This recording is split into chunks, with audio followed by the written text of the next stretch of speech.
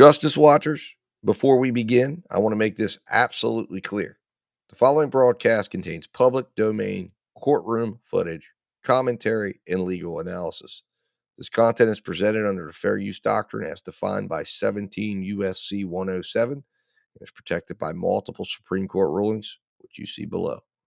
This stream is transformative, educational, and journalistic in nature. It includes original commentary, trial breakdowns, legal interpretation, and critical analysis, not raw redistribution. We do not claim ownership over any public domain footage, and all use is strictly within legal bounds.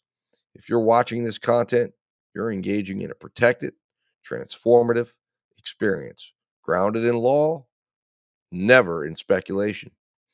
And if anyone has a problem with that, take it up with Campbell, Brady, Miranda, and Irvin. Remember, guys, justice always works better when we watch. So keep watching. See you in the courtroom.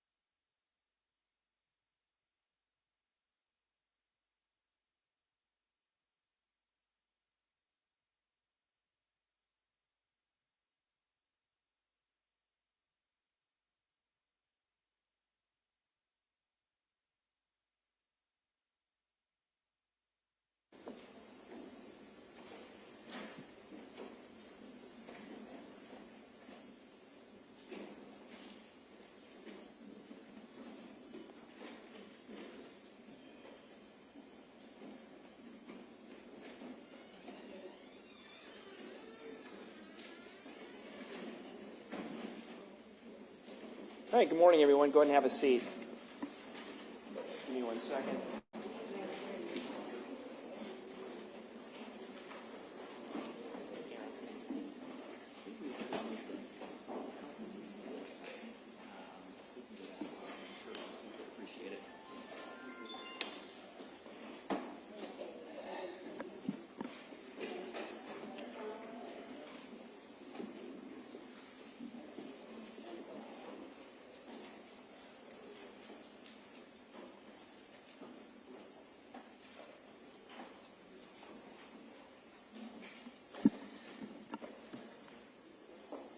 All right, we are back on the record. We have our jurors and counsel and parties present.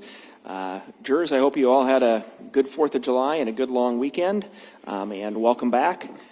You may recall that on Friday we left a little bit early and we had finished with the testimony of, I believe, DCI agent Ryan Herman, and we heard some videos, and we had finished with that witness, and I believe we are now ready for the state's next witness. Mr. Kodiaga, do you have another witness to call? Thank you, Judge. The state calls DCI agent Joan Tabet to the stand. All right.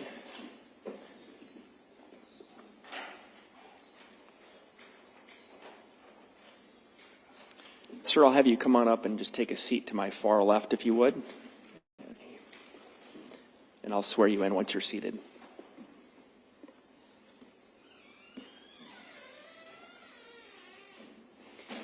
And yeah, you can adjust that microphone however you'd like. All right, please raise your right hand. Sir, do you swear or affirm that the testimony that you'll be giving in these proceedings will be the truth? I do. Okay. And sir, for the record, can you please provide us with your first name and your last name and spell them for us? Joan Tabet, that's Jon, and the last name is Turbett. All right, Mr. Kodiaga. Thank you, Judge. So, you've stated your name. How are you currently employed? I'm employed with the Iowa Department of Public Safety, and specifically their Division of Criminal Investigation, or we call it DCI. How long have you been with this Division of Criminal Safety? I'm just beginning my 26th year. Can you tell us your education and training to be in this position? I have a 4-year Bachelor of Arts degree from Coe College in Political Science, and I have a law degree from the University of Iowa College of Law, and then I attended a 19-week police academy for the state before becoming a sworn officer. Are you therefore a peace officer in the state of Iowa? Yes. We've talked about DCI to this jury, but there's some people who may not know what DCI really is. Can you just briefly tell us what DCI is in relation to other police departments in the state of Iowa? Yes. We're oftentimes described as a rural law enforcement kind of assistance agency. So local police departments, sheriff's offices are able to call us 24/7, and we would dispatch agents like myself, we're plainclothes detectives, police officers, to assist local agencies with investigations. As part of an agent at the DCI, have you had experience investigating cases involving homicides or major crimes? Yes. What's your experience in that? Basically, my entire career, I was working death investigations or homicides within my first year. I've continued to do that, probably with increasing frequency. It's now a pretty significant part of what I do. So were you involved in the investigation of the death of Ryan Cooper that brings us into this courtroom today? Yes. How did you become involved in this investigation? I actually became involved several years after Ryan's murder in 2023. I was asked by my colleagues to assist with a review and then specifically some interviews. So, fair to say that your specific role in the investigation was more of interviewing witnesses? Yes, I think all that I did in this case was interviewing the defendant and several witnesses. You talked about interviewing the defendant. Did you identify, can you identify the person, is that person Karina Cooper? Yes. Can you identify her in this courtroom? Yes. Will you please go ahead and do that? Your Honor, may the record reflect identification by the gesture of the hand. The record so reflects.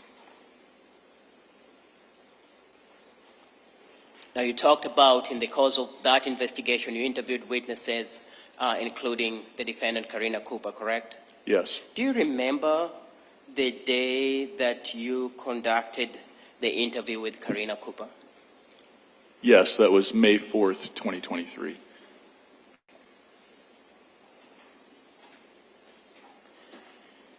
Do you remember where you conducted the interview? Yes, I was instructed the interview would take place at 1846 K Avenue in Traer, which I understood to be the scene of the murder as well. That's the residence where the defendant lived at. At one time, yes.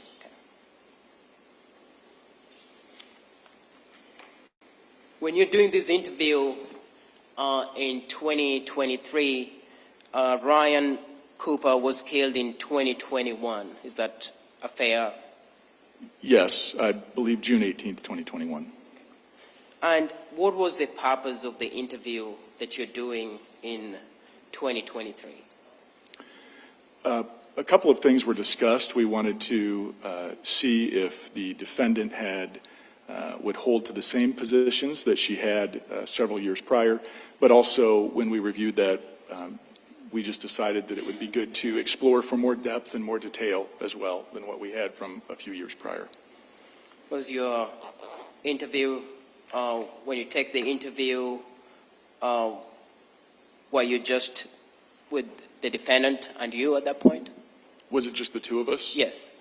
Yes, ultimately, when I first arrived, Ryan's brother Aaron was also present, and I met the two of them on the driveway. I spent a little bit of time with Aaron. He toured me through the home so I could see where things had occurred. And then shortly after that, I met with the defendant, and it was just she and I at that point. When you interview the defendant, do you ask her to tell you everything in detail about what happened and the nature of her relationship with Ryan Cooper? Yes. Part of that is, do you also want to know everything and have her know that nothing should be left out? Yes, so an extremely important part of the interview would be to explain I'm interested in every detail, even things that people might think are not so important. So I will give examples like every conversation or every meal or even what you ate for a meal or what were you watching on TV. I tell them no details too small because we're very interested of what people are willing to share or not willing to share. We really are just probing for as much detail as possible in those interviews. Did you ask her to give you an account of what happened that night? Yes. Starting from earlier evening, did you ask her to tell you what happened? Yes. What did she tell you? So the evening prior to the murder, she says that the family had gone to a baseball game. They had come home, I believe, around 8 p.m., had pizza. They'd cleaned up and showered, and then she said really from that point on it was an uneventful evening. The children went to bed. She ends up in what they would call the master bedroom, I guess, in bed with two of the children. Ryan goes to sleep in his recliner, as was the norm for some time, and then she said that Cade had slept upstairs. So you understood there were three children. One was called Cade, who was sleeping upstairs, and she was sleeping with two other children in the bedroom. Yes, Cade would be the oldest, and she told me he was sleeping upstairs, and then the two younger, Cable and Cortland, would have been sleeping in the bed with her. As you talked to her, did she report waking up during the night? Yes. Can you tell the jury what she told you about waking up during the night? She said the first time she woke, there was no particular reason other than that was the norm. Her body was kind of on that cycle, her bladder, and so she would normally wake between 2 and 3 a.m. to go to the bathroom. And so she said at 3 a.m. she woke simply to go to the bathroom.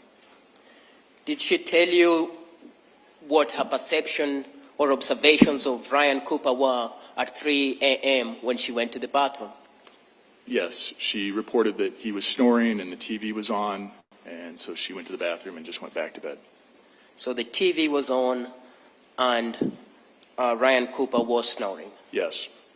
On the recliner? Yes. Did she tell you what happened next? She said she did fall back to sleep. She thought it was for a short period of time, and the next time that she woke was not for her bladder, but because she heard a crash. Did she tell you what her thinking was in regards to the crash that she heard? Yes, she said that she'd immediately assessed that as the shower caddy falling in the bathroom that was right next to the bedroom, and so she got up immediately to investigate. How did she describe her getting up immediately to go investigate? What happened in that process? She said she got out of the bed immediately and then had tripped over. They have a large dog, Ransom. She described him as a 100-pound Rottweiler. He was asleep at the foot of the bed, and so as she got out of the bed and made her way to the bathroom, she had tripped over the dog and then gone on to the bathroom. Did she tell you if the dog made any noise? She said the dog had made a woof, a small noise like that. When she tripped over the dog? Yes, I think she was saying either when she tripped on it or right before she tripped on it, perhaps as if he'd perceived the noise but didn't get up, or when she tripped on him. Right in that all happened in a short time frame. According to her account, she tells you she goes to the bathroom? Yes. Then what did she tell you she does next?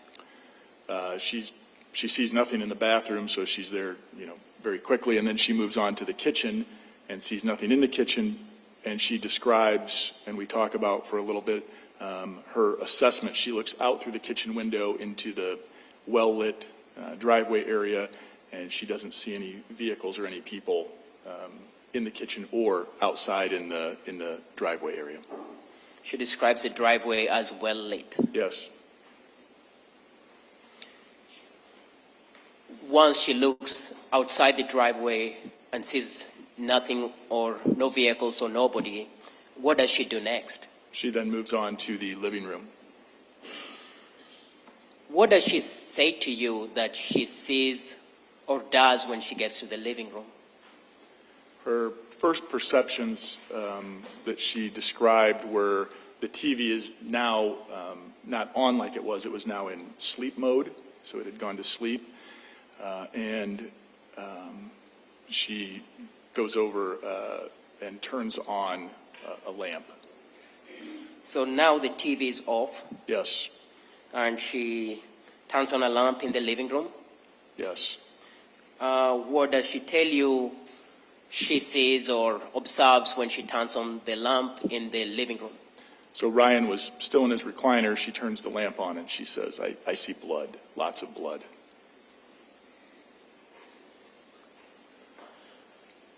What does she describe that she does next when she sees lots of blood? She begins screaming, and then she very quickly moves towards the stairs to go get Cade or intercept Cade as he's coming down the stairs. So she tells you she runs upstairs to get Cade, Yes. who was the son who was sleeping upstairs. Yes, that would be the oldest son that she said was sleeping upstairs. Does she tell you the reason why she wants to get Cade? I believe she says she doesn't want him to see things, so she tries to get him, on the stairs or upstairs and whisk him into the bedroom with the other two children and close him into that area so he doesn't see things or perceive things, I think. She wants to lock him with the other kids in the bedroom. Yes, so he can't see what's going on.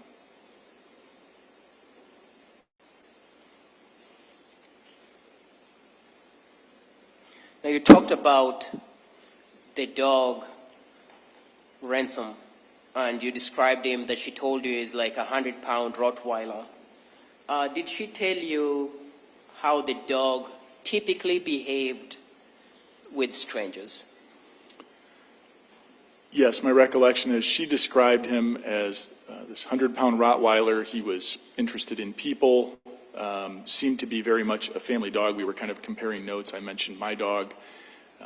So, for instance, she would talk about him spending time. He would roam the house at night and check in on the various family members, but interested in the family and people as they came. Did she tell you he will typically bark at strangers? Say that again, I'm sorry. That Ransom will typically bark at strangers?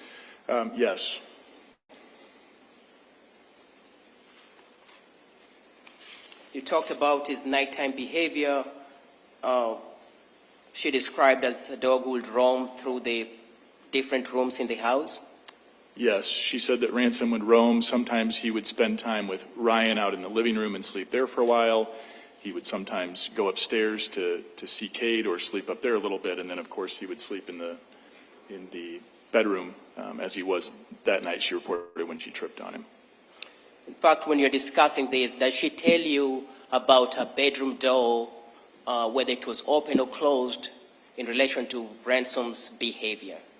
Yeah, I think in her description of the dog and his activities, I asked her, it occurred to me to ask, and I asked about the door, and she said the door was left open that night. It was at least partially open, so this large dog could come and go through the doorway as he pleased, since he was a roamer.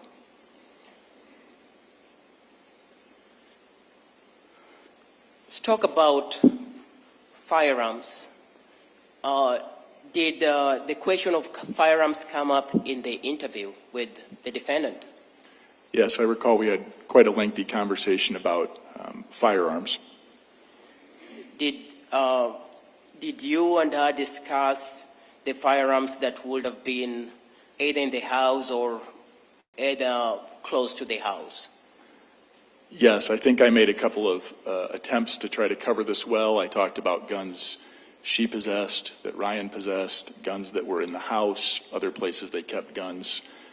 Tried to have that conversation several different ways.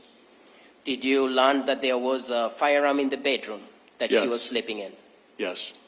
Do you remember what firearm it would have been? She described it as a .380. So a .380 caliber handgun? Yes.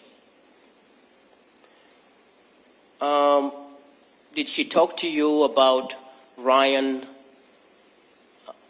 teaching her how to use firearms? She said that the .380 that she said was in the bedroom in a lockbox had been given to her by Ryan, and that they had sat on the couch and he had demonstrated where the safety was, how to take a magazine in and out. But that was the extent of the instruction that he provided her at that time. As you talked to her about firearms, did you get to learn that she'd used firearms before? Yes. She tell you what kind of guns she'd shot before? She said she'd shot shotgun in high school, but she had never shot a handgun.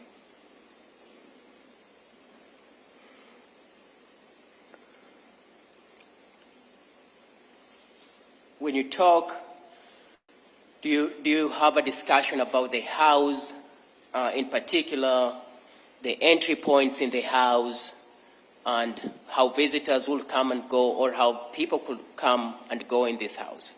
Yes, having walked the house just shortly before that with Aaron, I tried to make sure I understood how people came and went from the house. Can you tell the jury what you learned from that conversation? Yeah, my understanding was, in speaking to Karina, there were only 2 entry points into the house. There was a door in the kitchen that was most typically used, really always used by people to come and go from the house. And there was a door that led to the outside that was in the living room where Ryan had been murdered, but that was rarely used. In fact, did you learn that only a stranger would use the living room door? She specifically told me that, and we went over that several times, that the kitchen door was the door that everyone came and went from, and if someone had utilized the living room door, she told me that would be someone who had never been to the house. It would be a stranger.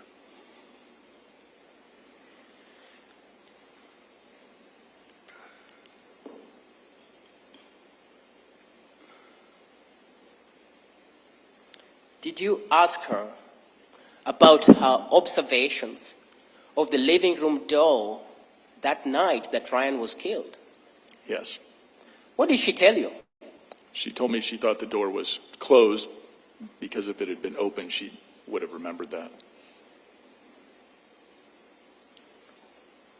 fact, when she talks to you about that living room door, does she tell you the proximity or dimensions with it in regards to Ryan's recliner and where Ryan was found dead? Yes, the recliner she described blocked that door for the most part and made its use difficult. It would couldn't really open and close it well. Particularly, I think she said if Ryan was in the chair or someone was in the chair and it was reclined, you know, it made that door even more unusable. So she stated it would have obstructed, the recliner would have obstructed Yes. the door if it were to be opened with Ryan sleeping on it. Yes.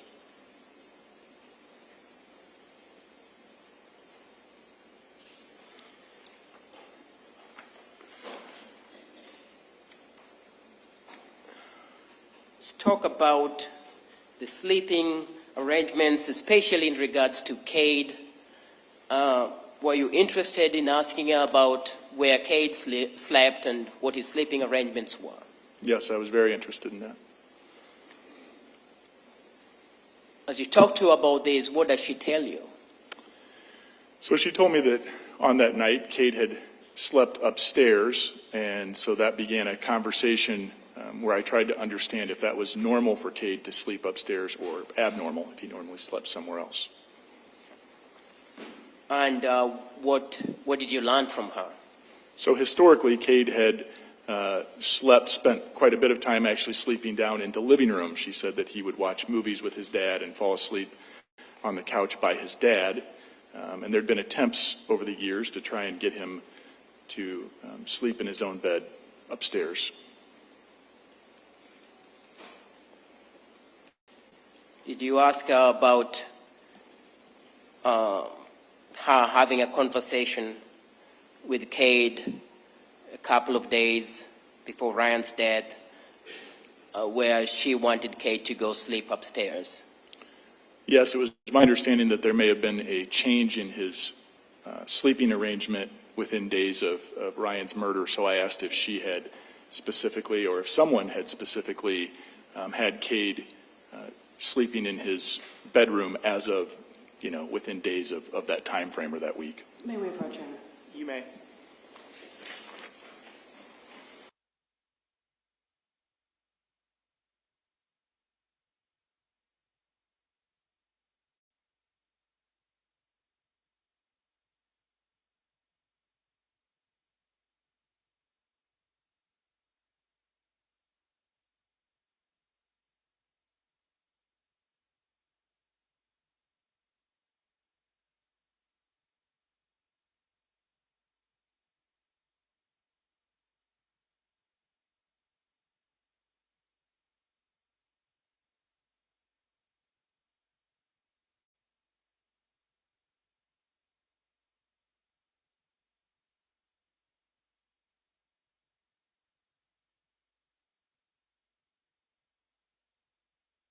A short recess. We need to take up something, and so I would just remind you of the admonition. This shouldn't take too long, so I just remind you of the admonition from last week, and we'll have you back in here shortly. So, thank you.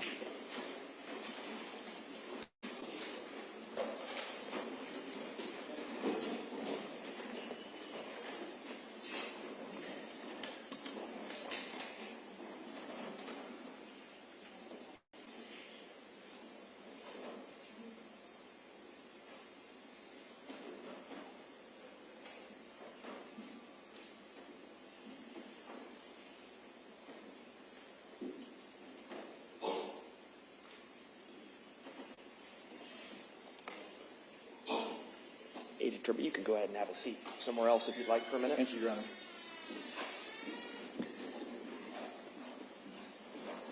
All right, we are back on the record outside the presence of the jury. Oh, yeah, Agent Turbot, I'm sorry, we don't need you to leave.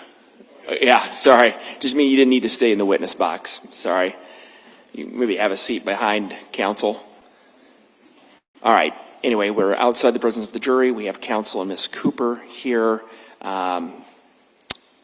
towards the end there, right before we excuse the jury. Ms. Watt asked to approach, and Ms. Watt is objecting to Mr. Turbot's use of the word murder on several occasions. My understanding is the state does not object to that. Is that correct, Mr. Kodiaga?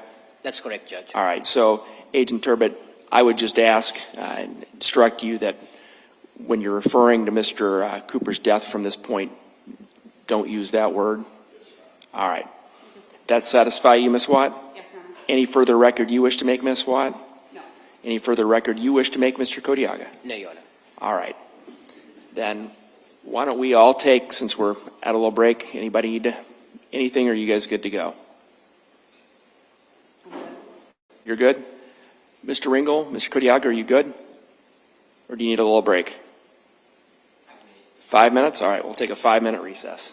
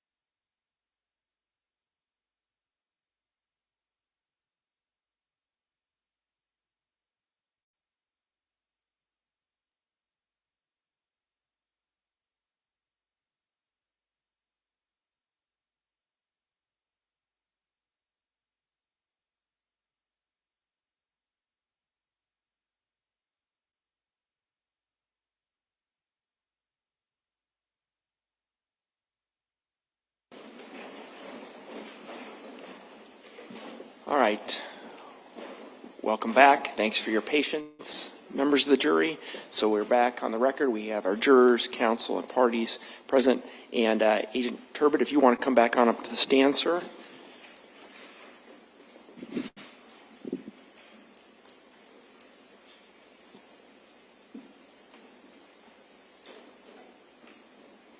And Agent Tabet, I would just remind you, even though we took a short break, that you're still under oath. And with that, Mr. Kodiaga, you may resume your direct examination. Thank you, Judge.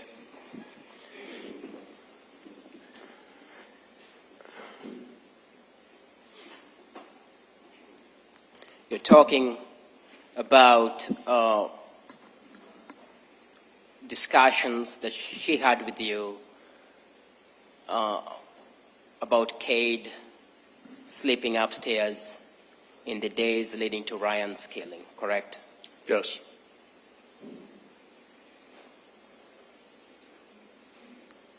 And at some point in your questioning, did you ask her if there was a conversation that she would have had with Cade about going to sleep upstairs?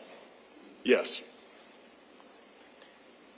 During that conversation, did she tell you that she probably could have had that conversation and told him to go sleep upstairs? At one point she said she probably did, and then she said, yeah, it was likely that that had happened.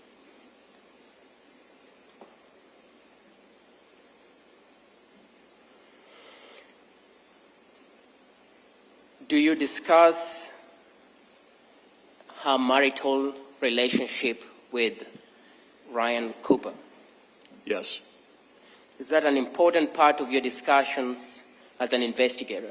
Yes. What does she describe her marriage with Ryan Cooper as being?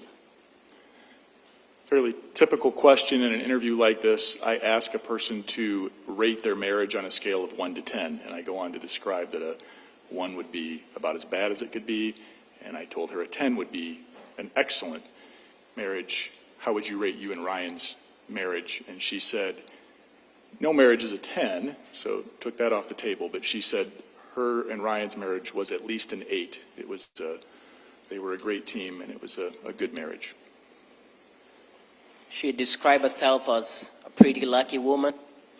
Yes, she said she was lucky to have married Ryan, and that they were good friends and a good team together several times. Does she talk about, do you talk about whether there were any arguments or problems in the marriage that she described as an 8 out of 10? Yes. Does she tell you what sources of arguments were? Yes. What does she say? She says they tease back and forth, and some people could construe that as, going a little too far. But other than that, she says really the only place of contention or arguing, there could be some talk about finances sometimes. Let's talk about that. In terms of their finances, does she tell you the nature of their finances in the farm that they lived in? Yes, I understood the overall condition of finances with this farm and where they live to be good, that they live in I think it was a rent-free or a very agreeable kind of situation there. And so when she says they lived rent-free, in reference to that, is she talking in relation to the Cooper family farm owning much of the property? That's my understanding as she describes it, is that Cooper Farms owns a lot of this land and this buildings, and they're able to live in that place. Do you ask about her or their financial stability at the time of Ryan's killing? Yes. What does she tell you in regards to that? She says personally they're carrying almost no debt. She mentions that just each of their vehicles still has some debt, but it's in total under $25,000 for she and Ryan's vehicles.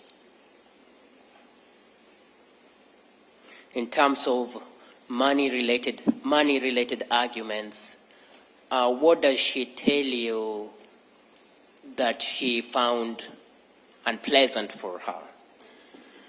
She mentions that Ryan would question her about purchases or use of money, and sometimes she felt like she needed to check with him on things when it came to money because he had questioned her about that. Was that talk related to credit card usage that she would have to get from Ryan? Yes, I don't know if it was specific to credit cards, but she talked about needing to sometimes get permission, she felt like, to make purchases. And she didn't like that? She did not. She said perhaps it could be controlling, and then she said, well, I really don't think he was controlling. So she kind of softened on that, but she did not like being challenged on the purchasing and use of money. As you talk about the marital relationship, does the name of Huston Danker come up? Yes. Are you the one who brings it up? No. What does she tell you about Huston Danker? So as I start to probe whether there was any infidelity or thoughts of infidelity, those kinds of things, she mentions Huston Danker as someone that she had cut hair for. And that there had been rumors that they were having an affair? She said yes. Everybody around town had rumored that she and Huston were having an affair.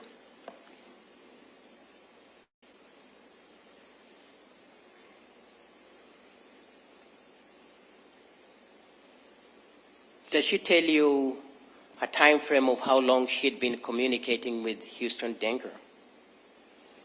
She says about 6 months prior to Ryan's killing, they had started to talk.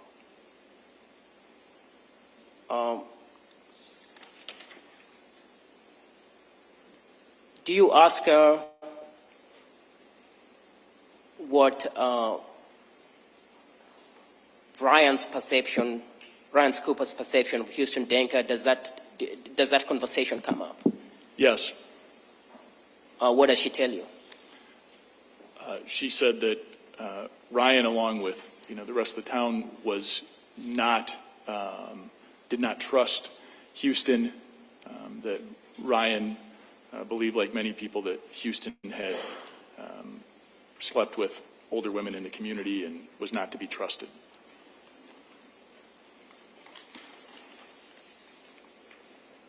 So she acknowledged rumors about extramarital relationship, that there were rumors between her and Huston Danker, but when you asked her if this was true, what was her position? She gave a strong or an adamant denial that there'd been anything, and said that Ryan had no reason not to trust her and she had no reason not to trust Ryan. Claimed that she only cut Huston's hair? Only cut his hair and then watched his children several times for him, babysat.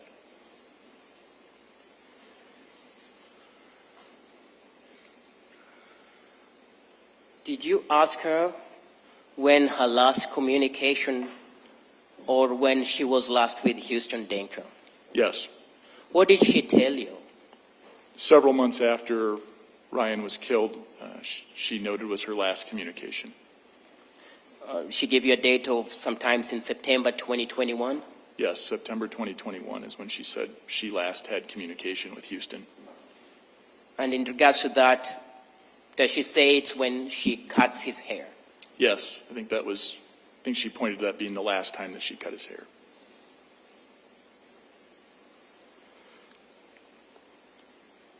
Did you ask her about communicating with Huston Danker through Snapchats?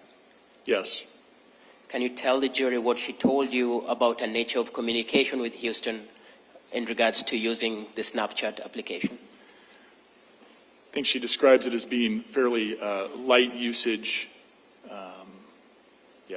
and nothing provocative or anything like that. It was pretty simple use of Snapchat. And so nothing personal from Huston, just... Right, I understood that there was little to no kind of back and forth maybe personally, or it was very minor. Some of that would have been maybe even messages that multiple people would receive. So it was not of a intimate or personal nature. So like a group message? Yes, that's how I understood it. Did you ask her whether she had wondered whether Huston Danker had killed Ryan Cooper? Yes, I asked her that, or she commented on that. Do you remember the nature of that part of the conversation? Yes, she said she had wondered, but in the same sentence she said, but everybody had kind of wondered that, or that had been kind of somewhat typical or kind of town speculation. Did she linger on that, or she immediately moved on from it? Very quick, a passing comment. Did you ask her whether Ryan Cooper had ever accused her of having an affair with Huston? Yes. What did she tell you in regards to that? She said, no, he would have no reason to ever accuse me of that. That's, again, where she told me that he trusted me and I trusted him, and there would have been no point in him asking me about any affairs because they hadn't happened.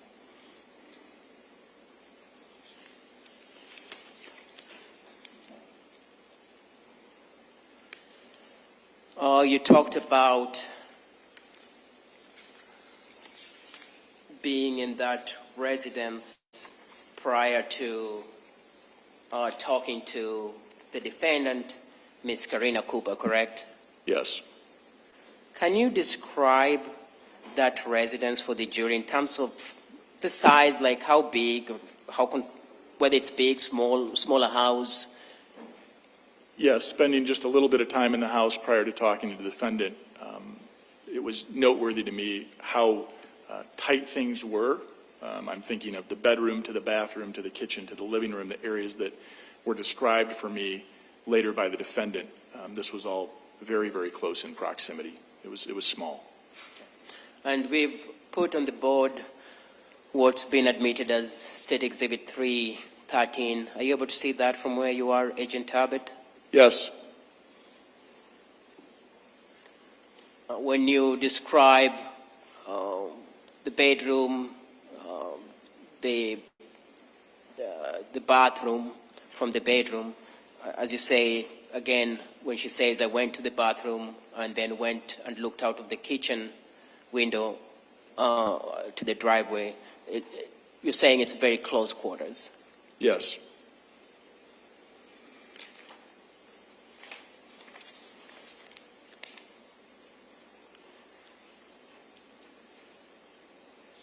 As you talk to her father,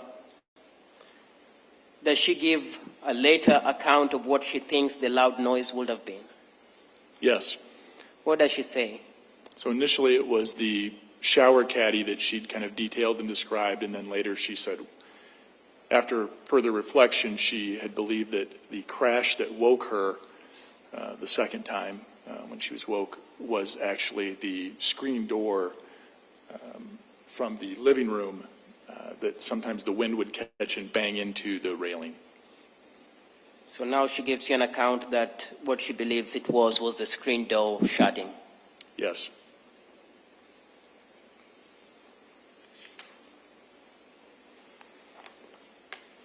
Sometimes in your discussion, do you bring up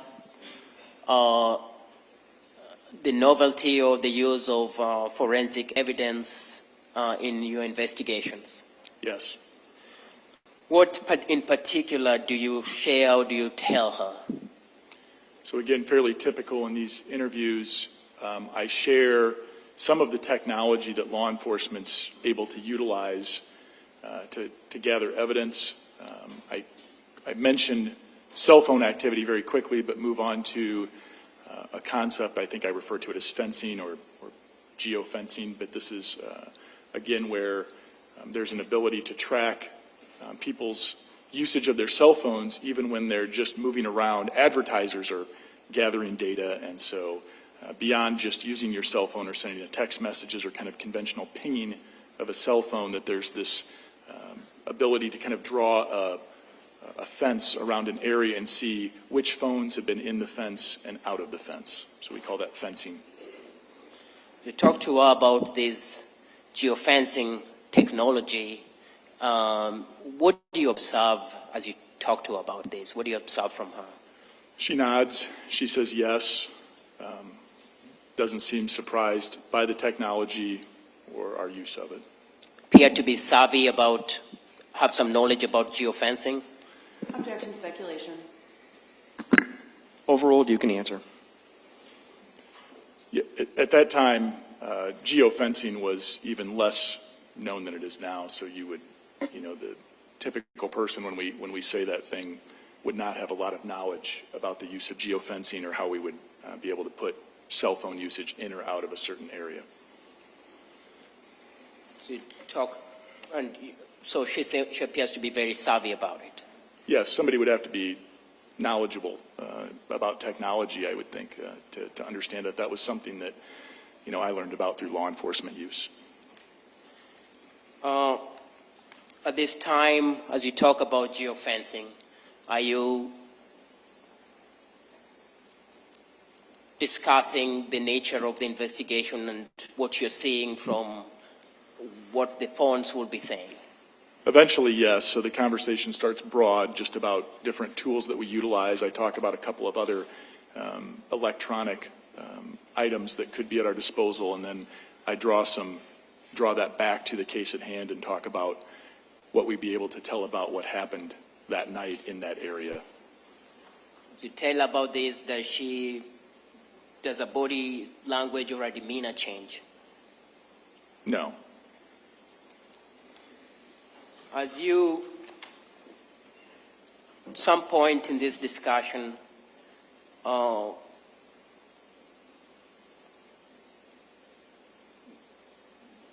does she become agitated?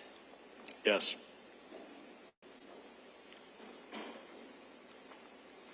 Is that when you started questioning what she told you? Yes, I start to move from general application of the things that we talked about, the electronic evidence and those kinds of things, to what happened that night. And she became upset with me and said I was accusing her.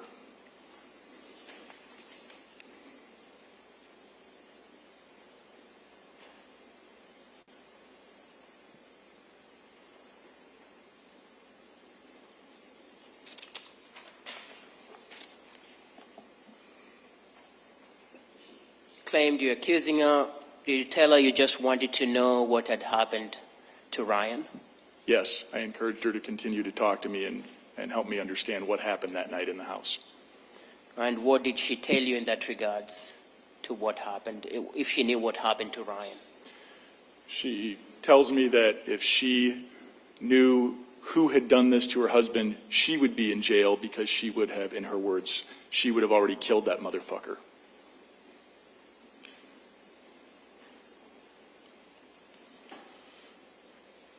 Did she, in fact, at this point, chase you out of her property? Yes, she told me to get off her property. And that was the last thing that I just said that she said to me, as I was still encouraging her to sit down and continue telling me what happened that night. She told you she was hiring a private investigator? Yes. To solve this killing of Ryan? Yes.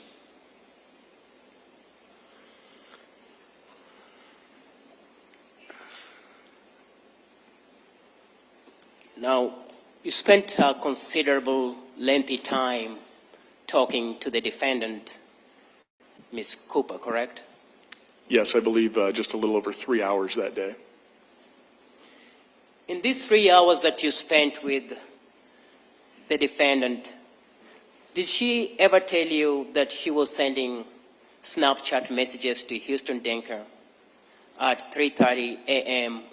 on the morning that Ryan was killed? No, nowhere in that description that I'd ask her to give me to walk through the night did she tell me that. Did she tell you that she was awake at 4:13 in the morning or thereabouts, deleting or looking up something on her phone? No. Did she tell you that about 3:32 or thereabouts a.m. that morning, that she and Mr. Huston Danker were talking about her remembering to pick the shell casings? There was no mention of that at all. Did she acknowledge receiving a text message, a Snapchat message from Huston Danker at 4:42 a.m. stating, "Yep, just woke up"? No. No acknowledgement of any messaging between the two of them that morning. Did she tell you that when she found Ryan Cooper in the living room bleeding, whether she rendered any aid to Ryan Cooper? She did not tell me that she had rendered aid in any way. She tell you whether she checked for a pulse or heartbeat or anything to that extent? No, that was not part of any of the description of events. At some point in your conversation, do you talk about Michael Cole's clutch that was found in the driveway? Not specifically, but a purse or something to that effect. What would have been a clutch, correct? Yes, yes. Did she explain to you why that clutch was out in the driveway? No, she acknowledged that that it was outside with no explanation for why it was out there.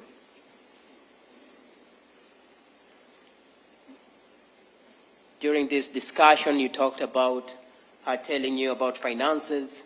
Did she disclose to you that her bank had been urging her urgently to transfer money for overdrafts in days leading up to the killing of Ryan Cooper? No.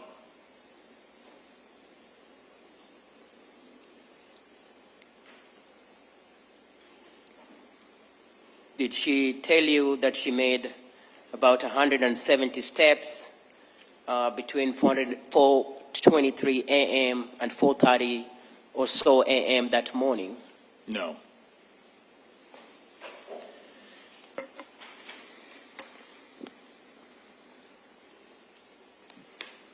As part of your investigation, do you at some point talk to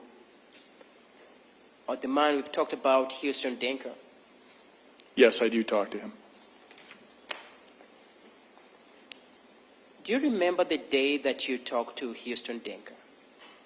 Yes, that would be October, I believe, 27th of 2023. Prior. May we approach them, Your Honor? You may.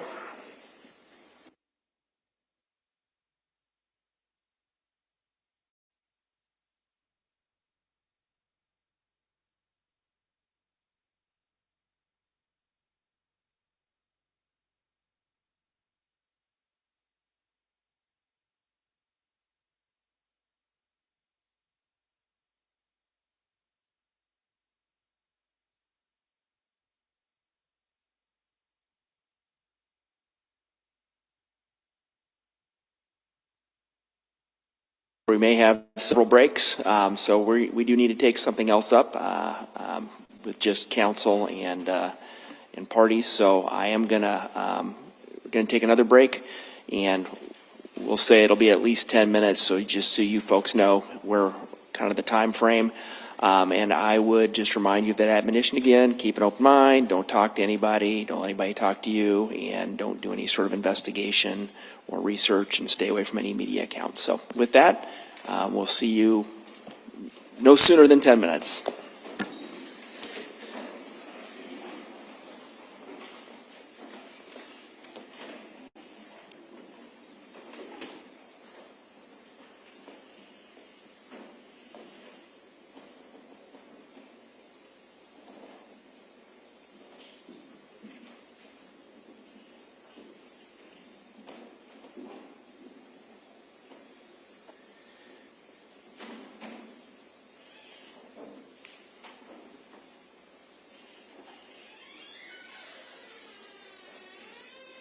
All right, go ahead and be seated.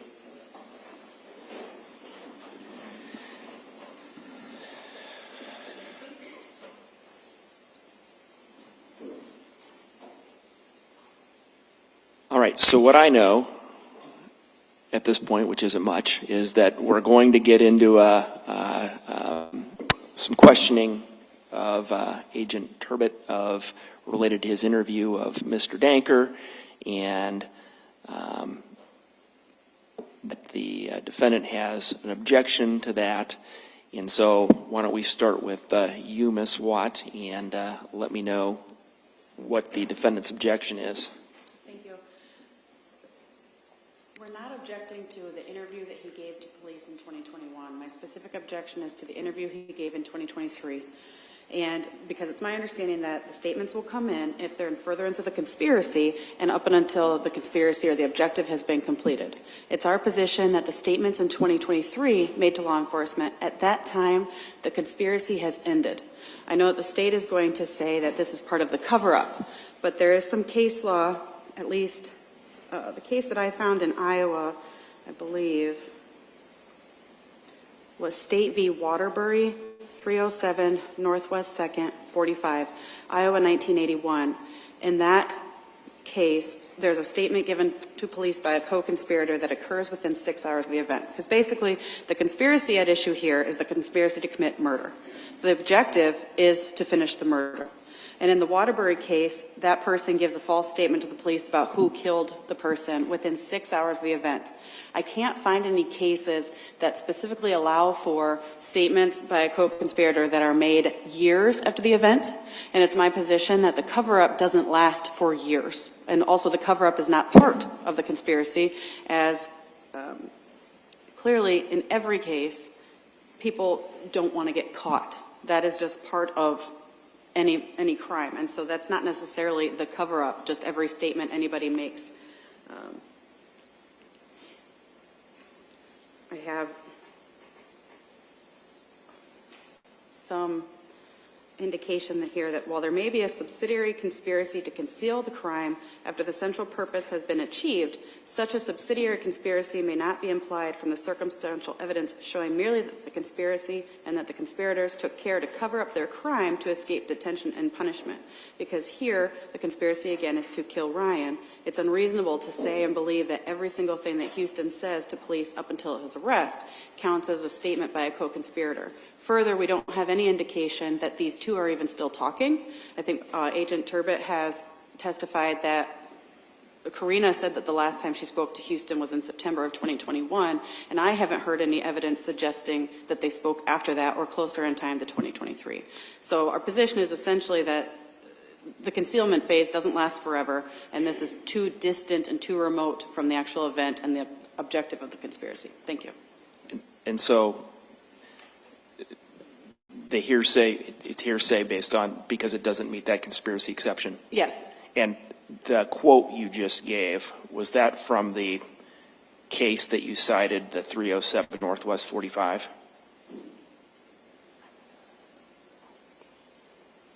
Or was that from some other? I don't know that it was. I would have to look and try and figure out where exactly I got that from. But that's the right site, 307 Northwest 45? That is the citation for the case I could find that's most close to this. And to be clear, again, you guys have better information. There was a 2021 interview of Mr. Danker, and we're not talking about that. If the state is going to offer evidence related to that, you don't have an objection. No objection to that one. I think there's only two interviews, one in 21. Well, there's three. One in 21, one in 23, and one in 24. I don't think the state intends to go into the one in 24. All right. So who's Mr. Kodiaga? For the purpose of consistency, I know Mr. Ringel has argued this with the court before. We'll let Mr. Ringel argue this part. All right.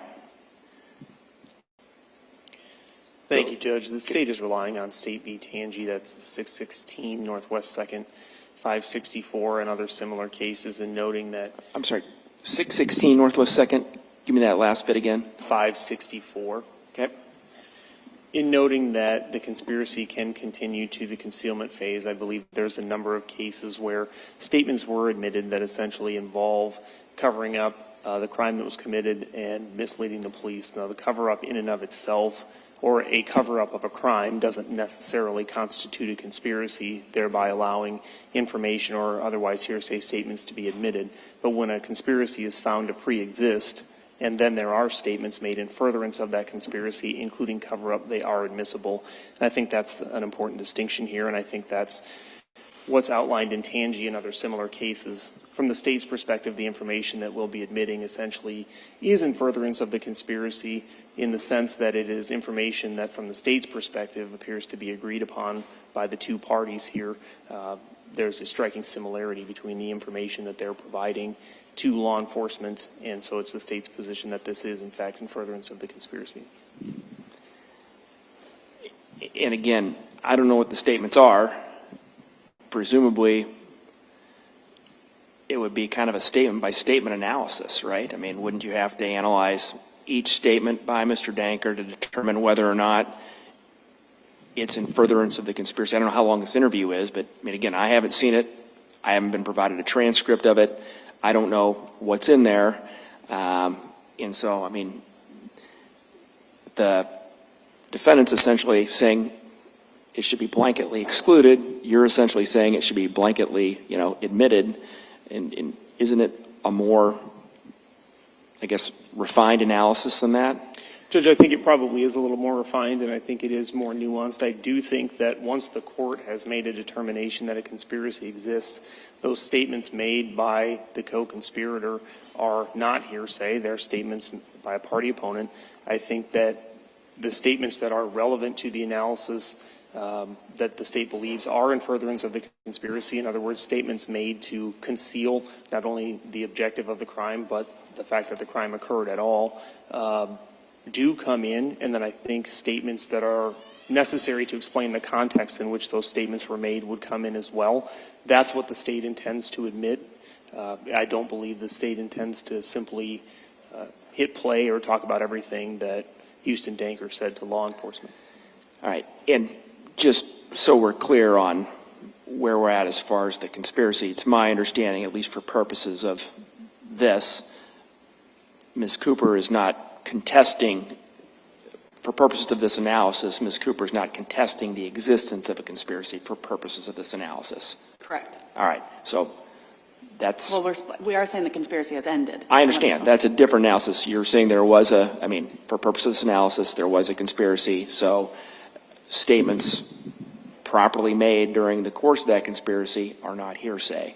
Your argument, again, is the conspiracy's ended, and that still, even then, you've got to determine that the statement has been made in furtherance of the conspiracy cover-up. And again, I guess my point is each particular statement would need to meet that analysis. So let me bring this back a second. We have a 2021 interview that apparently there's no dispute about. Are you planning on offering that interview as well, or Portions, not? yes. I'm sorry, portions, yes?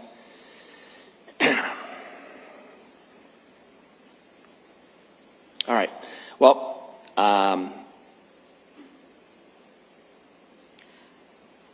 anything else, Ms. Watt or Mr. Ringel?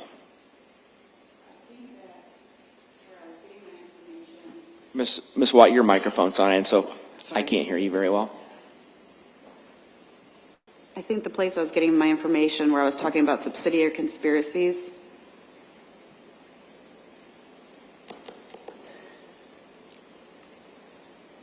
Could be U.S. v. Lombard, Lombard, 72 F. 3rd, 170, First Circuit, 1995. I also have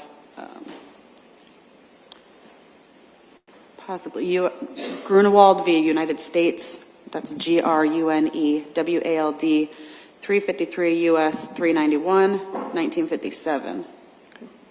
If I narrow it down better, I will let you know. All right. Mr. Ringel, anything further on your end? If I may have just a moment here. Yeah.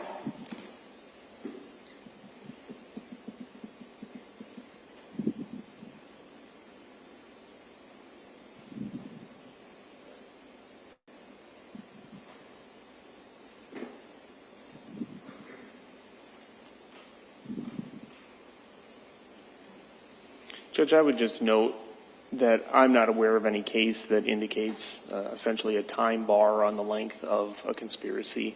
and how long that conspiracy can continue after the time of the killing. Other than that, I have nothing further to add. Thank you.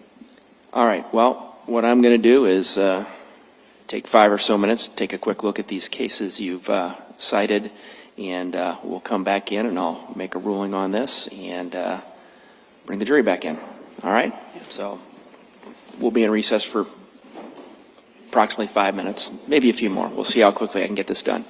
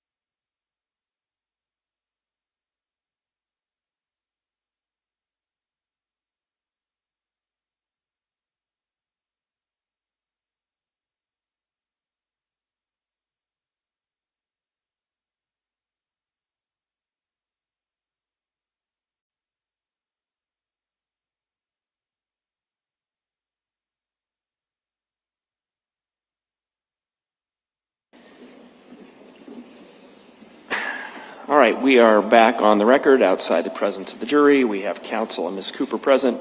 I believe off the record, Mr. Ringel, you indicated you had something additional you wished to tell me, perhaps, related to this matter? Judge, thank you. I believe the parties are largely on the same page with regard to which statements are going to come in. They do apply primarily, perhaps if not exclusively, to the earlier interview, the 2021 interview, with regard to timelines and the length of the conspiracy. I would just point the court to State versus Ross, which is 573 Northwest 2nd 906. I've got that pulled up. That was the case I found when doing my research as well. All right, anything further from either Mr. Ringel or Ms. Watt? I just didn't hear the citation. It's 573 Northwest 2nd 906, State v. Ross. Thank you. All right. So, just want to make sure. Nothing further, Mr. Ringel? Correct, nothing further. Nothing further, Ms. Watt? No, thank you. All right. Well, so again, I know Ms. Cooper's not contesting this for purposes of these statements, and I don't believe did for prior statements that may have come in as well, because no objection was made. But just so it's clear, I do believe that there is a preponderance of the evidence that supports the existence of a conspiracy in this case, and that's based on the testimony and evidence that's already been received, as well as the court's review of Exhibits 1 and 2 that were offered by the state previously. So once a conspiracy has been established, then statements made by a co-conspirator are not hearsay. If two conditions are established, one, the statement has to be made during the course of the conspiracy, and it must be made in the promotion of the conspiracy's object or design. As I mentioned, I also took a look at State v. Ross, and that's Iowa Supreme Court case from 1998, 573 Northwest 2nd 906 as the site. In that case, the hotly contested issue was whether the statements were made in furtherance of the conspiracy, and the court, quoting from the case, it says, as in most illegal schemes, the perpetrators agree either expressly or tacitly that they will do whatever it takes to conceal the scheme from victims and from authorities. They do so to continue the scheme, or at least to keep the fruits of it, and to avoid prosecution. And anyway, they go on in that case to admit statements that were made allegedly in that case in furtherance, as part of the alleged concealment phase in furtherance of the conspiracy. So based on that case and the authorities cited in that case, I do believe that statements that are part of a concealment phase, even if they're 2 years later, would be admissible. I mean, it makes no logical sense that there would be a timeline on concealment of a crime between co-conspirators, 20 years down the road, if people are, had committed a crime, conspired to commit a crime together, and were still engaged in concealing it up. Logically, why should that be treated differently than something 6 months after the crime? So anyway, for those reasons, to the extent the statements in the interview are offered part of the concealment phase, the objection's overruled, and we can move forward. Any questions related to that, or are we ready to proceed? I'll start with you, Mr. Ringel. Judge, I don't believe so. Thank you. Ms. Watt, any questions on your end? No. Okay. Then I'm going to step out, grab Erin, and see if she can bring the jury back in, and then we'll get started. And just so I'm not planning on taking another break before the lunch recess. Everybody going to be good with that? 2 minutes.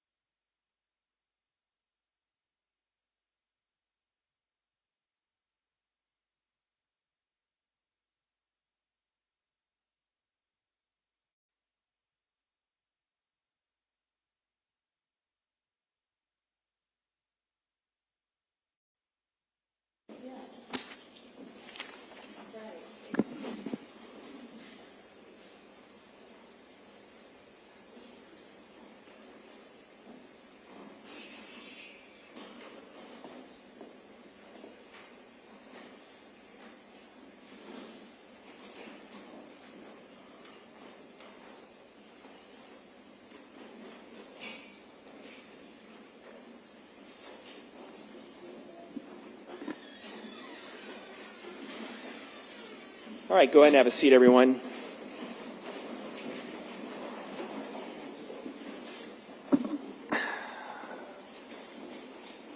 All right, we're back on the record with our jurors, counsel, and parties present. And again, ladies and gentlemen, thank you for your patience. We have Agent Tabet back on the stand. And again, I would remind you that even though we took a short break, you are still under oath. And with that, Mr. Kodiaga, you may resume your direct examination. Thank you, Judge.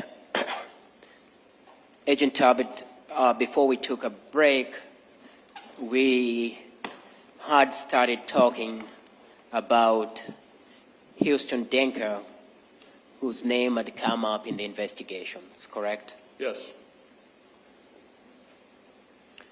As part of your investigation, I think your testimony earlier was at some time in October of 2023, you do personally talk to Huston Danker, correct? Yes. Prior to talking to Mr. Danker in October of 2023, had you or one of your other agents talked to Mr. Danker in close proximity to the time of Ryan Cooper's death? Yes, my colleague, a fellow DCI agent, spoke to Huston. You reviewed that interview with Mr. Danker prior to even talking to him before talking to him in 2023, correct? Yes, I reviewed the June 18 interview. And June 18th, is that June 18th, 2021? Yes. The day that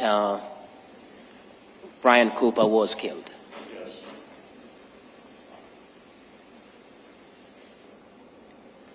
Reviewing that, did you understand that that Huston Danker was asked about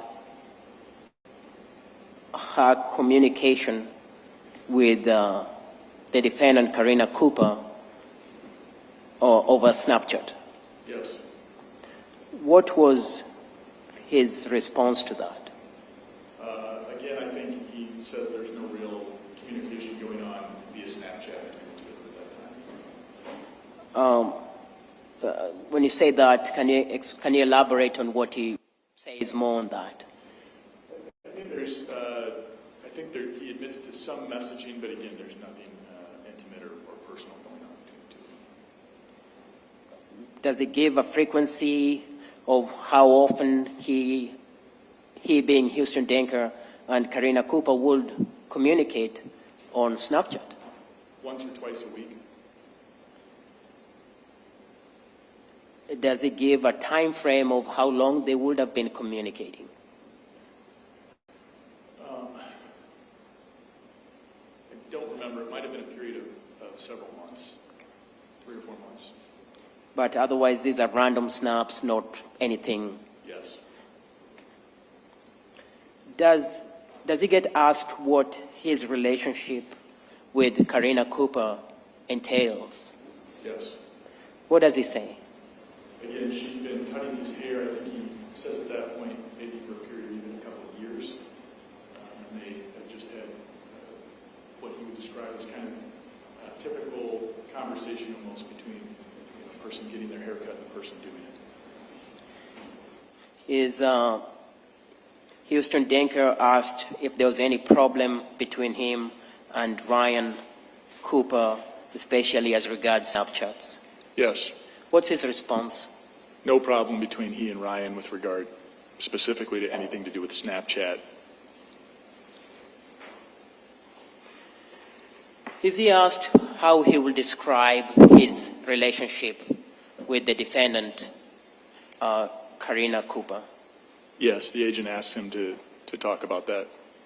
What, in Huston Danker's words, how does he describe himself in terms of his relationship with Karina Cooper? Huston tells the agent at that time that he's like a gay best friend to Karina, totally platonic. There's no sexual or romantic interest. So he says it's like a gay best friend. Is he at this time confronted whether he was having an affair or a sexual affair with Karina Cooper? He's asked that, yes. And is his response still that no, he's just a gay best friend? Yes, strong denial to any affair.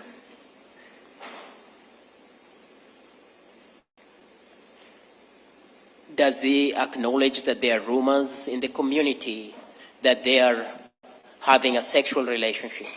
He does. He says during this time of her cutting his hair, they've talked about relationships and kids and life, and he has shared that he has a couple of young children. He's a single dad, so Karina has apparently done a little bit of babysitting, so he says the community picks up on the fact that his truck is over at the Cooper house on one occasion, and so the rumor has started that they're having an affair and that he is, in his words, banging Karina, having sex with her.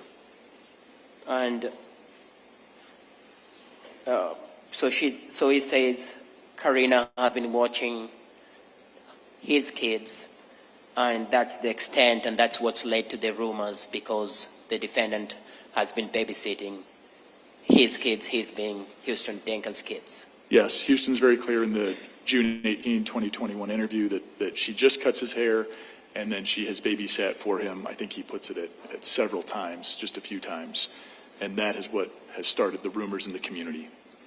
Is he asked if there's been any inappropriate Snapchats or messages between him, being Huston Danker, and the defendant, Karina Cooper? Yes. What's his response to that? He says absolutely no inappropriate Snapchatting going between them.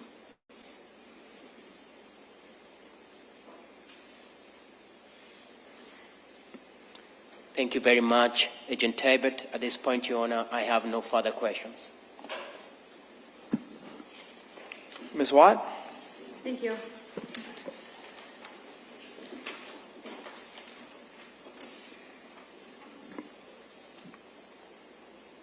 I understand you interviewed Karina, was it 2023?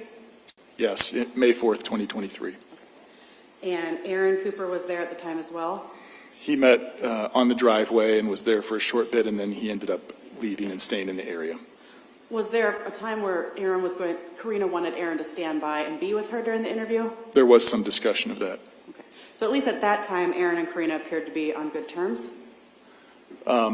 Seemed courteous, yeah, as we stood in the driveway and talked for a few minutes.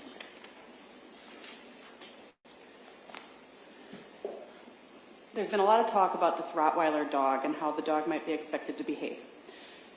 Did you review the body cam of Deputy Fangman? No, I did. Okay. I'm sorry. When he arrives on scene? No, I did not. Okay. So I guess, have you observed for yourself how this dog behaves? No. I've only been told by others.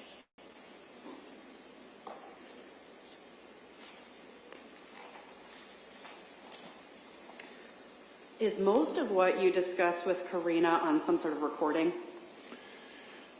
So the interview, as I said, or the total recording from the time I pull up in the driveway, I believe is 3 hours and 10 minutes. What you can hear is I activate my recorder immediately. I actually put a header on saying I've just arrived, the date and time. I get out and introduce myself, and at some point, unbeknownst to me, that recorder immediately malfunctions. It stops. I don't catch that until I'm now pretty far into my conversation with just Karina. I look down, so we're at about the 2-hour mark of my total time there, and I see the recorder has malfunctioned, so I immediately turn it on. And I'd taken good handwritten notes, so I recap everything with her and then continue on. Okay. But with DCI agents, you do not have a body cam. It's only an audio recording? That's correct.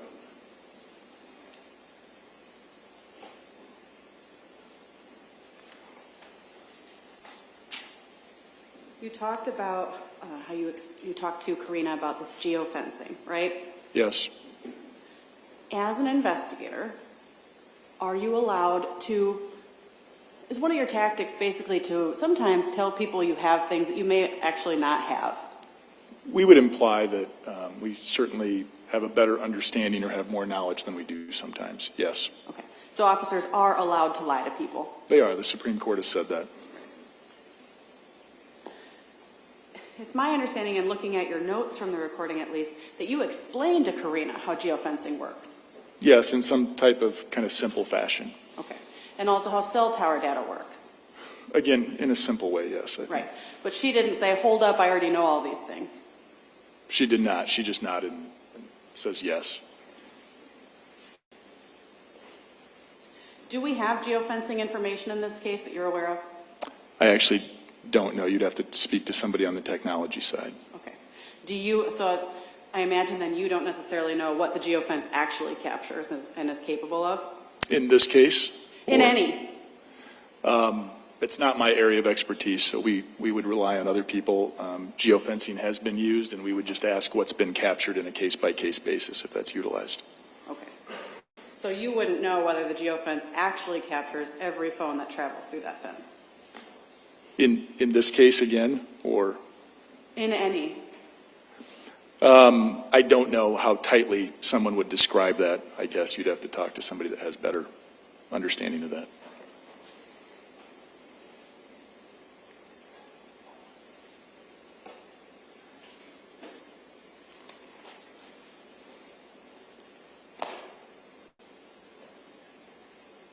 The conversation with Huston Danker in 2021 that we're discussing, that was captured on a video recording, correct? It was. Okay, and you had a chance to look at that? I did.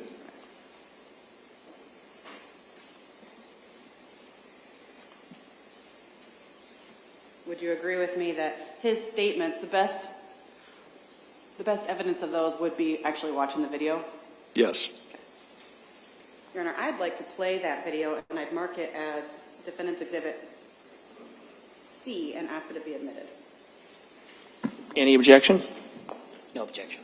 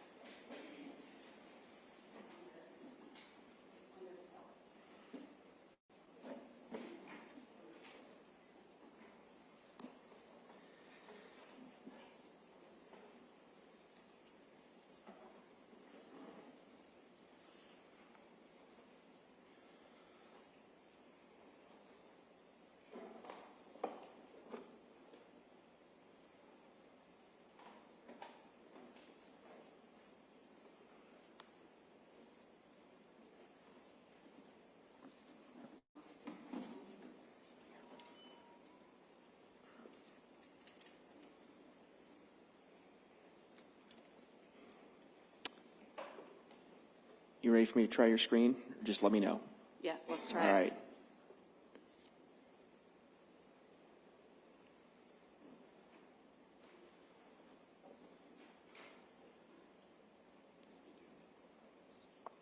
I don't know, we'll find out. No. Try it again.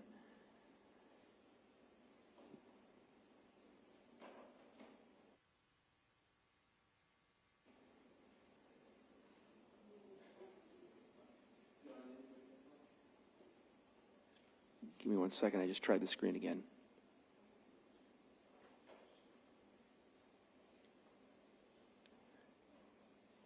All right. Nothing.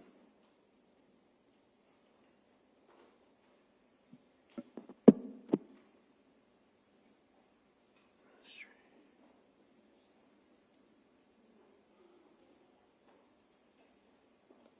right. You wanted to approach. You.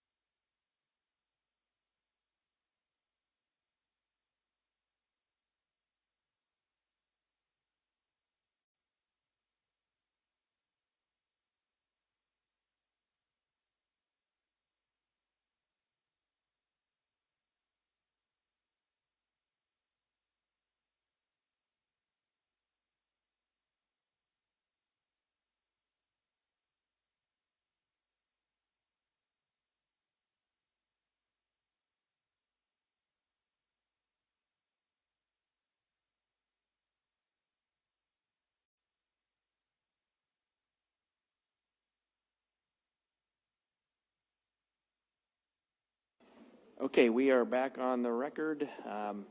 Nobody left. We still have Mr. or Agent Tabet at the stand. And with a little help from the state, we have the defendant's Exhibit C ready to go. So, Ms. Watt, I think you were asking that this Exhibit C, which had been admitted, be published at this point? Yes, Your Honor. All right.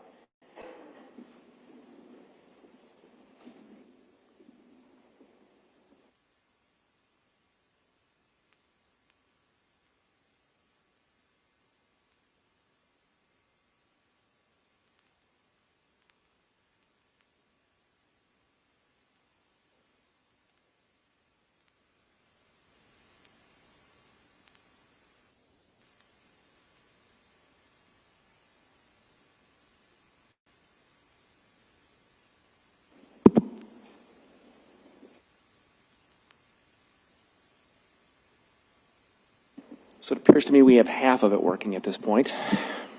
That be fair? That is fair. Counsel approach.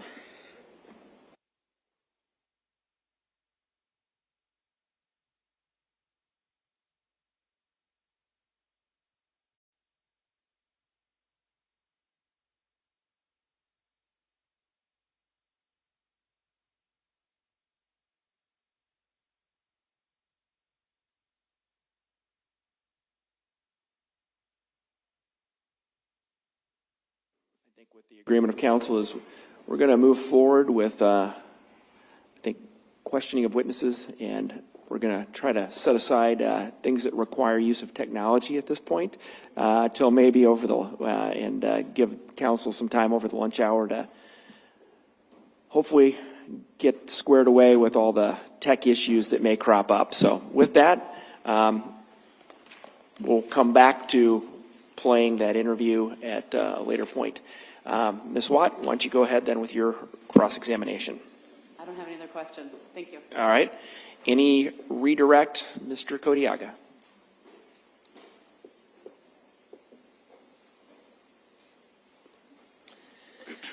Just to be clear, when you asked about the video recording that we were unable to play in regards to it being best evidence, is that just because it will have more details of exactly every word that was spoken? Yes. But your summary or summation to the jury is pretty much what that 20 minutes, what is said within that 20 minutes of that interview. Yes, and what I said was accurate. And pretty accurate to the flavor of what was said in that 20 minutes of that interview. Very much so.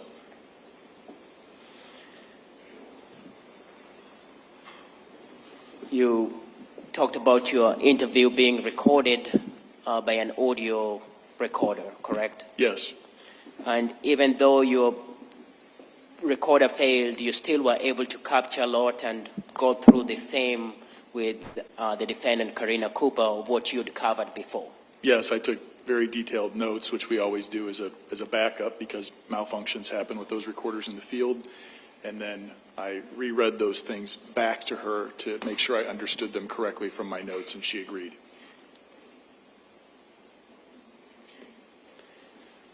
I have no further questions. Thank you. Any recross? When I'm saying best evidence, I mean, wouldn't it be, as an investigator, you're evaluating somebody's credibility, right? I am when I talk to people. Sure. Okay, so when I say best evidence, it's just sometimes better to talk or see the person and hear the words come out of their mouth on a video. You would have the benefit of visual, and you would have more detail, as the prosecution said. Right. That's all. Thank you. Anything further, Mr. Kodiaga? No, Your Honor. All right. Thank you. Agent Tabet, you may step down. Thank you, Your Honor.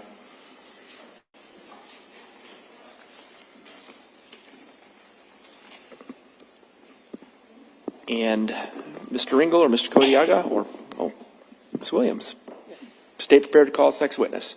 Yes, Your Honor. The state calls Kirsty Sheda. All right.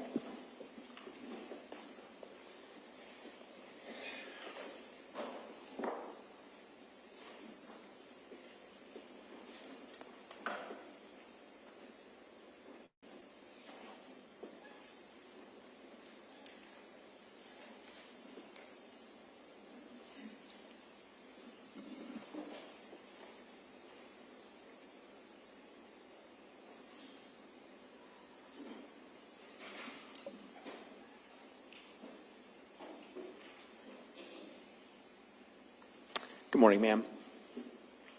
You want to come over and have a seat to my far left, if you would?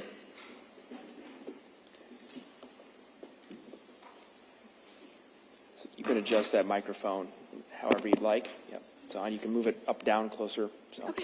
All right. First thing I'm going to do, ma'am, is swear you in. If you please raise your right hand. Do you swear or affirm that the testimony you'll be giving in these proceedings will be the truth? Yes. Okay. And then if you could please give us your first and last name and spell them both for us for the record. Kirsty Sheda, Kirstie-Seda. All right. Ms. Williams. Thank you, Ms. Sheda. Do you prefer Kirsty or Ms. Sheda? Kirsty is fine. Thank you. Kirsty, where do you currently live? Traer, Iowa? And are you currently employed? Yes. How are you employed? I work at JSA Development, downtown Waterloo. Okay. Ms. Sheda, at some point in 2024, did you meet with law enforcement regarding this case? Yes. Did they tell you why they wanted to meet with you? No. Was it generally to discuss the death of Ryan Cooper? Yes. Did you know Ryan and Karina Cooper well? Yes. How long have you known Ryan and Karina?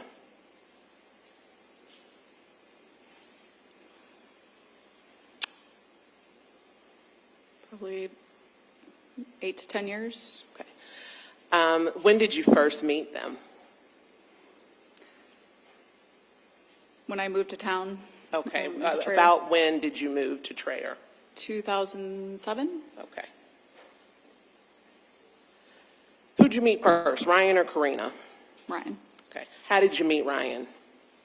I was working at a place in Traer, and it was a hardware store, cell phone place, so he came in for parts Okay. and cell phone. At some point thereafter, did you meet Karina? Yes. Okay. And did you and Karina and Ryan develop a sort of friend group, I guess, as it were? Yes. And who all was in this friend group that you all shared? It would have been me and my husband, Carmen and Jamie, Matt and Regan, Ike and Michelle, Cynthia and Barry. There was multiples. What kind of things would you all do as a group? Various things. We would go hang out at each other's places. A bunch of the friends had shops that we hung out at. Was this a frequent type of activity or organization, or how would you characterize how often you all saw each other? I would say, at least once a weekend, if not during the week also. Did you all travel together? Yes. Okay. And take your friends and kids together on these Correct. trips? Okay. And you stated you knew Ryan first, correct? Yes. And how would you describe Ryan Cooper? Man of little words. Okay. Understand. Did you at some point work with Ryan? Yes. Okay, where was that at? Aurora Agronomy. Okay. What did you do there? I was the office, took care of all the books, ordering. How did you come to be in that position at Aurora? Karina had worked there before, and she was pregnant with Cortland, and then she wanted to stay home. So then I applied for the job. Did she kind of refer you to that job or let you know in advance, hey, I'm leaving this position? Yeah, we had talked. Okay. And were you and Karina at one point, were you pregnant at the same time? Yes, with our first children. Okay. You kind of bond our over second. that? I'm sorry. And our second. And your second, okay. And did you all kind of bond over those Yes. kind of mutual pregnancies together? Would you say that you and Karina became good friends during that time? Yes.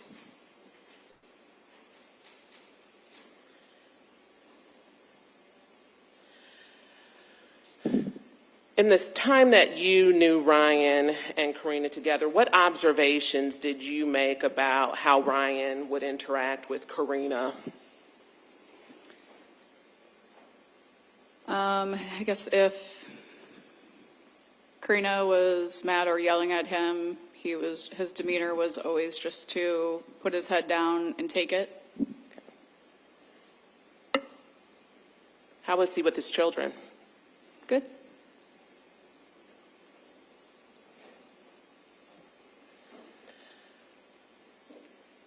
You said at some point you and Karina also became good friends.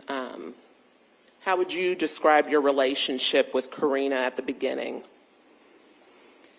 Yeah, we had just an interest of bonding because we both did hair, and we kind of just became friends through that, and her starting to date Ryan. We would hang out as families together. We'd go on vacations together. We're just close with the whole Cooper family. At some point, did you actually help out in her shop, her hair shop? No, I had never.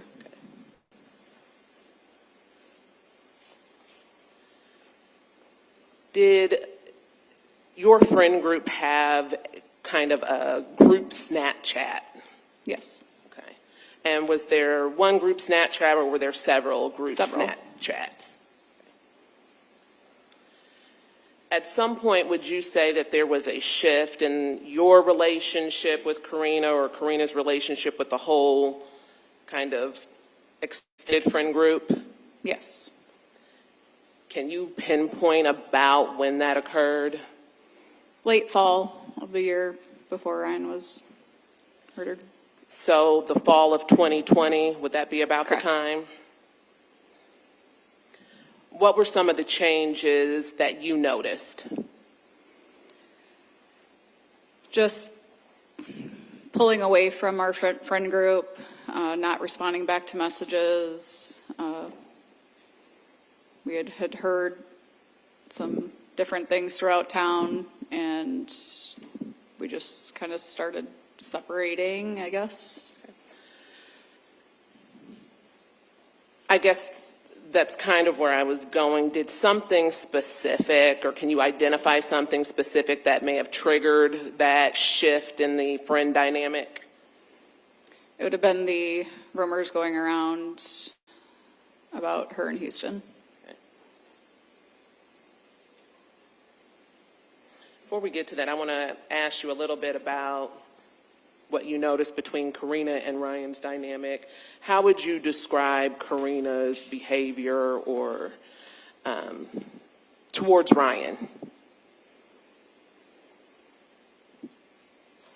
Depending on a given day, some days were okay, some days were not, and her demeanor towards him was anger.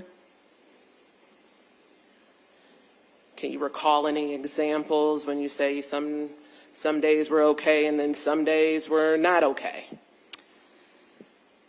I mean, there was times where she would rant about him and talk about how, he was always off working and doing all this stuff, and she would just get angry about it. And at one of our conversations, she's like, we talked about, I'm going to paraphrase because I don't remember exactly her words, but it was talking about if she would leave, she would try to take him for everything he had. Were some of these incidents in front of Ryan? Would he be around during some of these times that she would behave this way? I mean, when she was mad at him, she would Some of them were, some of them were not.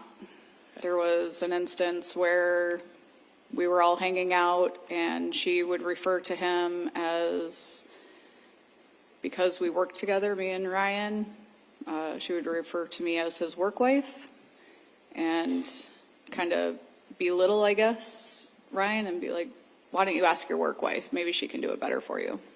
Did you take that as kind of a dig? Yeah, correct. How would Ryan respond? Objection, Your Honor, hearsay. Sustained. Throughout Ryan's, or when you and Karina were discussing things, did she ever express to you any resentment towards Ryan? Often. What were those resentments centered around? That Ryan got everything, or the farm got everything. Were they primarily financial? Yes.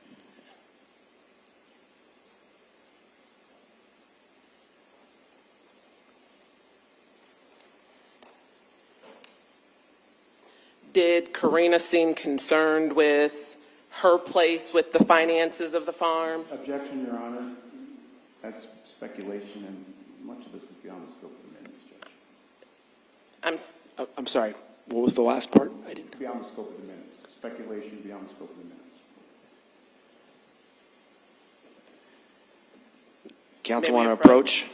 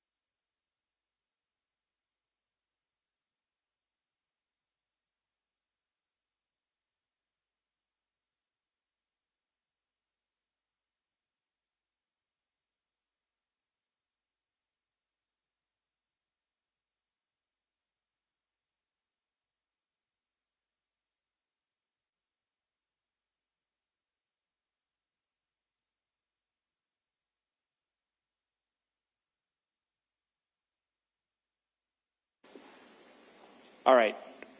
After a brief bench conference, it's my understanding that the objection, to the extent that it's related, was based on exceeding the minutes, is withdrawn. Is that correct? That's correct, Your Honor. All right.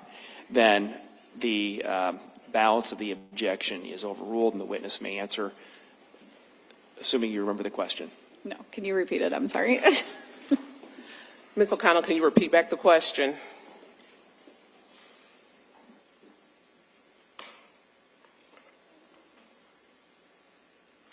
Did Karina seem concerned with her place with the finances of the farm?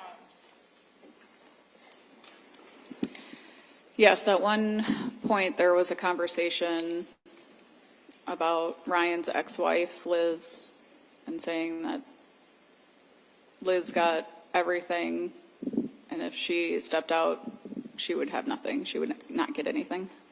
Thank you. Because everything was wrapped up in Cooper Farms. Kirsty, did you know Huston Danker? Yes. How did you know him? He is a couple years younger than my son, my oldest son. So he was a Traer boy, and So you knew him from around town? yes. Okay. At some point, did you learn that Karina and Huston were engaged in some sort of relationship? Objection, Your Honor. Relies on hearsay. Overruled. You can answer. Yes, I did. How did you find out about this relationship? We were at a friend's house, and he wound up showing up there in the late fall And when you say of 2020. who are you referring to? Huston. Okay. And we had heard throughout the day that they were texting each other and snapping each other back and forth. And when he got to the house, we took his phone and seen all the messages. Did you actually see these messages yourself? Yes. Her Snapchat handle was Casey with a heart, and I seen I love you and a picture above. Where were you when you saw these messages? I was at Pam Ewalt's house.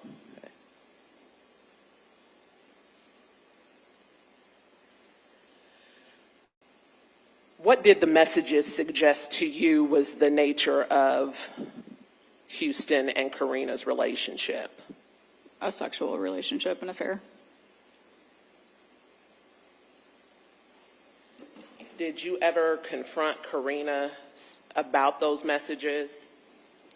I did not. She had sent me a message the next morning. The message that she sent you the next morning, what did it say? Paraphrasing to the fact of, can you believe the rumors going around that me and Huston, I just did not respond because at that point there was so many things prior to that that just solidified to me that she was lying. Did she ever admit to you that she was having a relationship or an affair with Huston? No.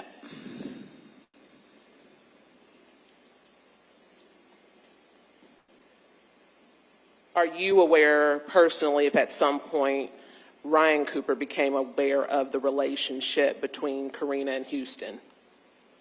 Yes. How are you aware of that? Through one of the guys I worked with at Aurora. So someone else told you that? Yes. Do you recall about when that occurred? Spring. Would have been spring of Okay, 2021, Yeah. shortly before Ryan was killed. Yeah, I'd say anywhere from that March, April-ish. Okay. In the days and weeks leading up to Ryan's death, did you notice anything unusual or what you would describe as unusual about Karina's behavior? Yes. What did you notice? 2 days before his murder, we had all of our Snapchat group friend. Me and Carmen had gone down to a show in Dallas, Texas for our business. And when we landed and got to the airport, we were just scrolling through our Snapchats, and all of a sudden it said Karina had left the group, and we were going through the rest of them, just normal, and she wound up going back, leaving all of the groups that we were ever a part of. And can you just clarify, who is Carmen? Carmen is a part of the friend group and a business partner of mine. Okay. Carmen Heheart. Did the ladies in the group kind of have a separate group that was apart from the full families of groups? Yeah, we had multiple different groups. Did you guys have kind of a We had a golf group. Okay, a golf group. We had a TCMW group. I mean, we had them named all sorts of different things. Okay. When you say the TCFW, was that the Dena County Housewives group? Yes. Okay.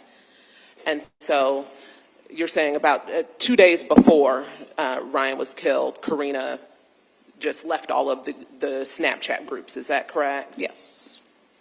Did she give you a reason for exiting those groups?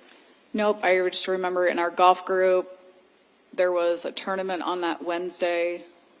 All of us girls had started talking about getting a group together for golf on that Wednesday, like on that Monday prior. And I told the girls I was out because we were flying out. Everybody else in the group was talking to get their group. And then Karina just like never responded. She just... I want to switch gears just a bit. Are you a gun owner, Kirsty? Yes. Okay. And what kind of firearm do you have? A Ruger 9. Okay. Did you ever talk to Karina about guns or firearms in general? Yes, we had one conversation that I recall shortly after we got our permit to carries, which is... What types of guns did you and Karina talk about specifically, if any? We talked about how I shot my Ruger 9 and I didn't like the kickback, that it kicked back really bad. And then I had shot my mother-in-law's baby 22 and that it was just like so smooth.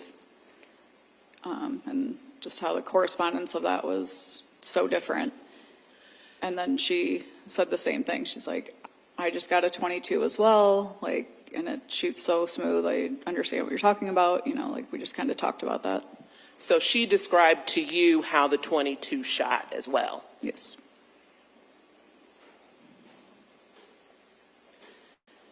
Do you remember about when that conversation occurred?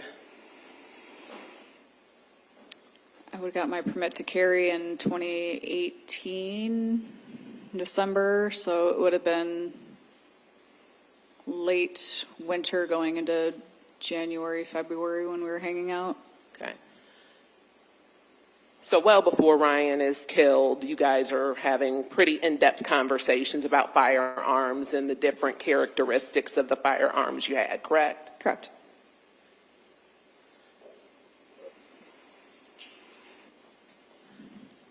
Thank you. I don't have any further questions. The defense may have some questions for you. Mr. Hawbaker? Thank you, Your Honor. Morning, ma'am. Good morning. So you became good friends with Ms. Cooper, is that right? Yes. Okay. And you were good friends for quite a long time, fair? Fair. And even during that time that she might have yelled at Ryan or had good days or bad days, you remained her friend? Correct. Okay. And that behavior was nothing that was shocking or concerning to you. I'm assuming you chalked that up as just sort of the normal dynamics of a relationship. At points, yes. Yeah, okay. And the friend group that you were having, these snaps and things like that, did law enforcement ever seize your phone to verify the Snapchat conversations? No. Okay. But those conversations and whether or not Ms. Cooper left the group and things like that, presumably she did that from her phone? Yeah, she would have to remove herself from the group. And all the time that you saw Ms. Cooper get angry at Ryan or anything like that, you never saw any act of violence by Ms. Cooper towards Ryan, correct? It was not physical, verbal. Never hitting, never smacking, nothing like that? No. Yeah. Or threats of physical harm, threats to shoot him or anything like that, never said that? No.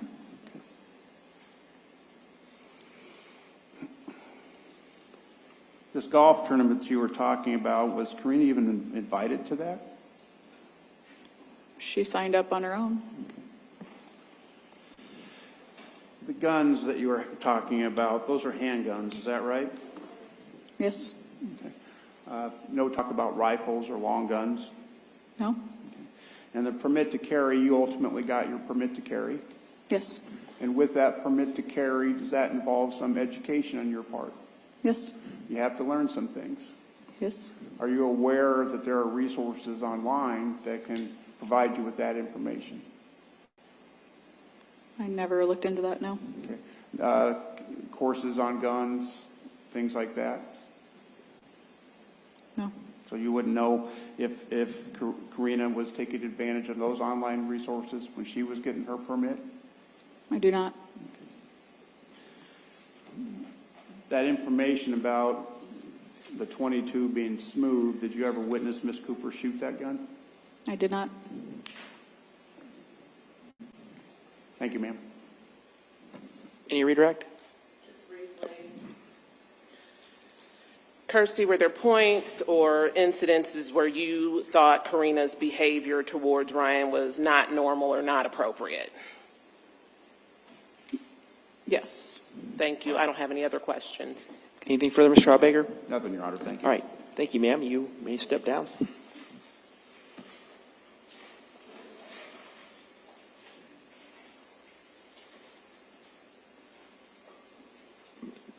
Mr. Kodiaga, is the state prepared to call its next witness?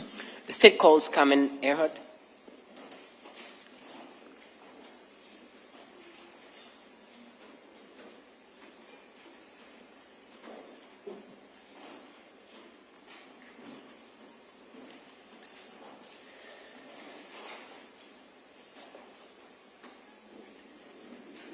If anybody wants to stand up and stretch while we're waiting for the witness to come on in, feel free. I'm going to.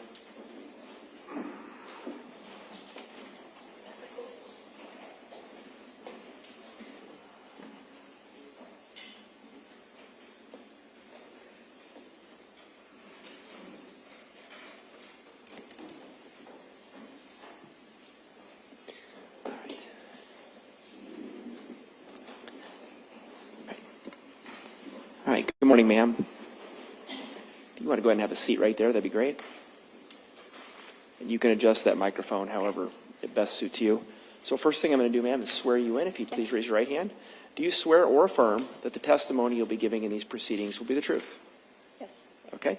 And then for the record, can you please give me your first name and your last name and spell them both for us, please? Yes, it's Carmen Heheart. First name C-A-R-M-E-N. Last name E-R-H-A-R-D-T. All right. Mr. Kodiaga. Thank you. Still morning. Good morning. Good morning. Stated your name. Can you tell us where you currently reside? I live in Traer, Iowa. Again, where? Traer, Traer. Iowa. Yep. And is this a community you've lived in for a long time? Yes. I lived there since I've been married for 20 plus years. Do you know a person by the name of Ryan Cooper? Yes, I do. How do you know Ryan Cooper? I have known him got to know him very well through all the stuff that we did.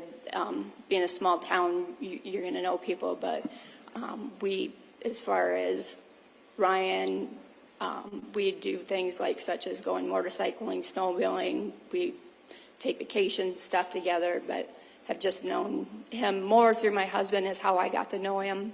What's your husband's name? Jamie. Okay. So you knew Ryan through Jamie? Yes. Fair to say you and the Coopers were family friends? Yes, we did. I knew Ryan before I knew Karina, but once they got together, we got starting doing things such as when we started motorcycling and we'd go on motorcycling trips. We'd go on, we have a place in Wisconsin, and they would go, and for a short time that they had a camper up at that location in which we would share and spend weekends and holidays and stuff too at. Do you know someone by the name of Karina Cooper? Yes, I do. Do you see that person in this courtroom? Yes, I do. Can you identify that person by where she's seated or an item of her clothing? She's sitting over to my right with a sweater on. Did the record reflect identification? The record so reflects.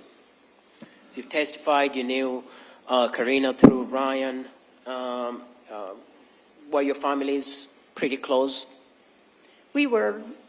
Like I said, we did a lot of things together, from just vacationing times, but I got to know her very well, became a good friend of hers. She would do my hair.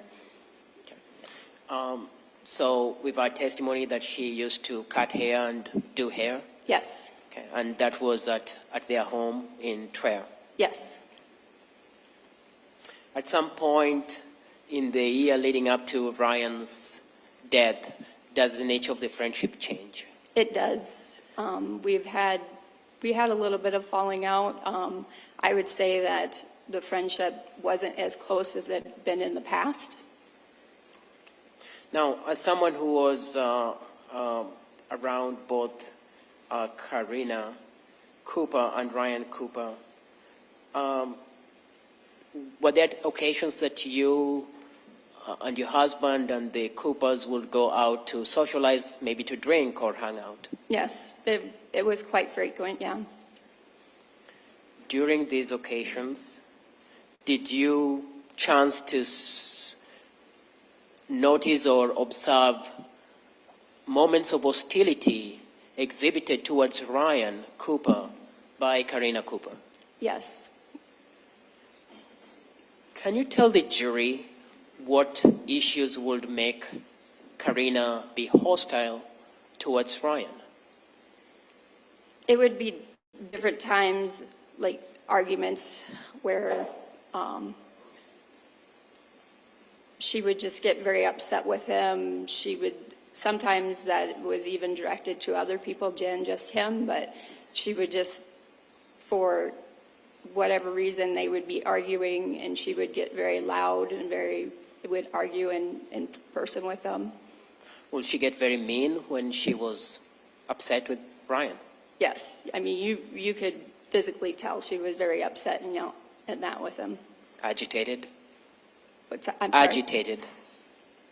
One of the prime example would be is I know that we were at a location, we've been out, she was arguing with Ryan, another friend tried to step in and kind of like dissolve the situation. She even grabbed that person by the hair and ripped them back out of the argument. So you could physically tell that she was very upset. As far as the conversation, I don't know what was going on, but it was very blatant. You could see that she was not happy with them. Now, were there conflict that you observed involving money or finances? There's been conflict, yeah. We've personally had some conversations where she's shared some of what she may have felt like he was getting, and as far as what her money would go towards and what she would spend on. There would be conversations as far as the farm setup. Like I said, we spent a lot of time together. She was around my family. Our family farms, as far as how they're set up, were pretty similar, so I was familiar with how things were. Can you tell the jury more about that? Some of them would be the conversations we had would be where she would be upset, where she felt like if he wanted to buy a side-by-side, he would get the side-by-side. He wanted the truck, he got the truck, but her money she would have to, that she was making, she would have to spend that on the food, the kids, and that, so she wouldn't get, but then she would also in the same breath state that if she, Ryan had to buy his own side-by-side, but Cooper's Farms would buy Aaron the side-by-side and stuff, so. So, as regard the Cooper's farm, was it your observation or understanding that she knew how money was controlled in terms of the Cooper farm controlling some of the money that Ryan had access to? Yes, I mean, in our just our conversations to each other, yeah, she had a good understanding how it is, and just even, like I said, with the family farms being set up pretty similar, and knowing how those corporate farms work, she knew where the money came from. And likewise, because your family had the same kind of setup, yes, where the corporate farming family was in charge of the finances of the yes, expenditure. As far as, yep.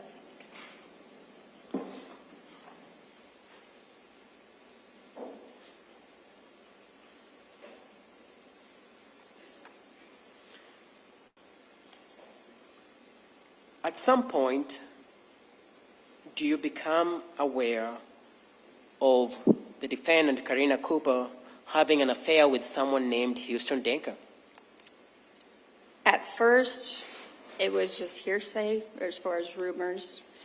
But the day I really became very well aware of it is we had been actually out an evening at Larry's in Lincoln, and we had all been, Ryan, Karina, Jamie and I had been there. We had actually left earlier before the bar closed and went home. We were already in bed asleep once we got a phone call, which actually was Ryan calling Jamie in the middle of the night, which was that was unusual. In fact, I think it was probably the first time we ever got a phone call that late at night from him. So my husband answered it, afraid that like something had happened, and so he picked up the phone and he was talking to him. Ryan proceeds to tell Jamie that... Objection, Your Honor, hearsay. Sustained. So there was a phone call Ryan makes at night. Mm-hmm. That phone call, is that how you became aware of an affair? Yes.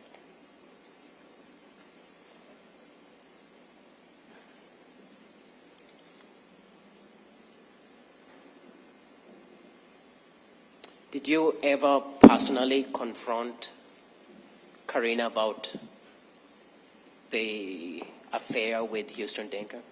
I didn't, for a few different reasons. Okay. Objection, Your Honor, relevance. Sustained. Now,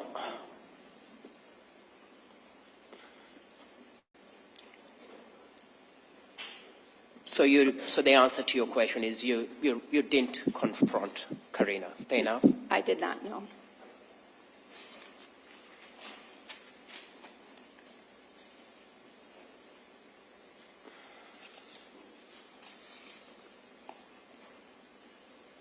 Let's talk about your knowledge of firearms and Karina's knowledge of firearms. Did you attend a class or situation where you would have been with Karina and she would have been around firearms? Yes, I took a concealed weapons permit class, which was actually held at Ryan and Karina's home in the shop at their home. So there was a class that you took in Karina's and Ryan Cooper's home? At the shop, yes. From your understanding and from your relationship that you've talked broadly about that stretches across various years, was your observation that Karina had a fair good knowledge of firearms? Yes, my husband had given me a gun for a Christmas gift. And with that, we've had conversations about that. We've talked about, because at times when I've actually shot the gun, and just discussion about the gun as far as the one he had given me, a little bit of my comfort level, and we talked back and forth about that. In that, just in our general conversations, when I was given that gift, the gun as a gift, she had made comments about how, my husband gets me a gun, Ryan, why don't you get me something like that? We've just in general talked about the fact that one of the reasons I took a concealed weapons permit is because any vehicle, any of our friend groups, no matter if it's ours, anybody's, there's typically a gun that's concealed in there. So the properly covered, we took that. Like I said, I've talked to, as far as shooting it, be at the comfort level of it, having them, being around them. We've had conversations. I've never, will honestly physically say that I can recall or remember her. Objection, Your Honor. Narrative. Sustained.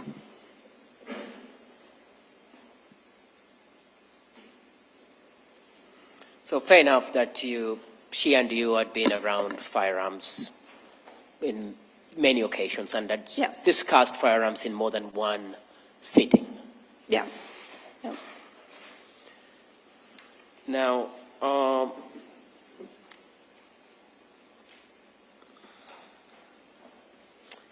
let's talk about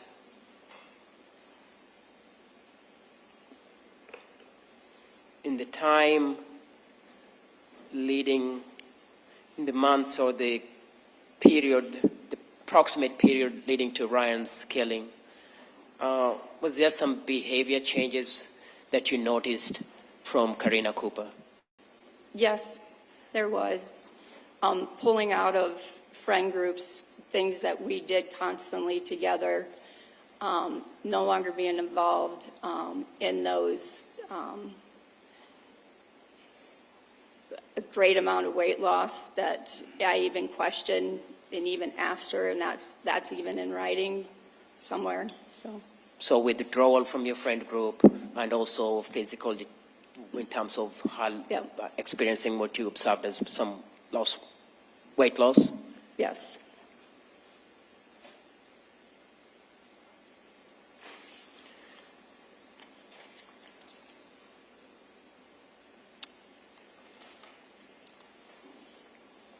Thank you. I have no further questions at this time.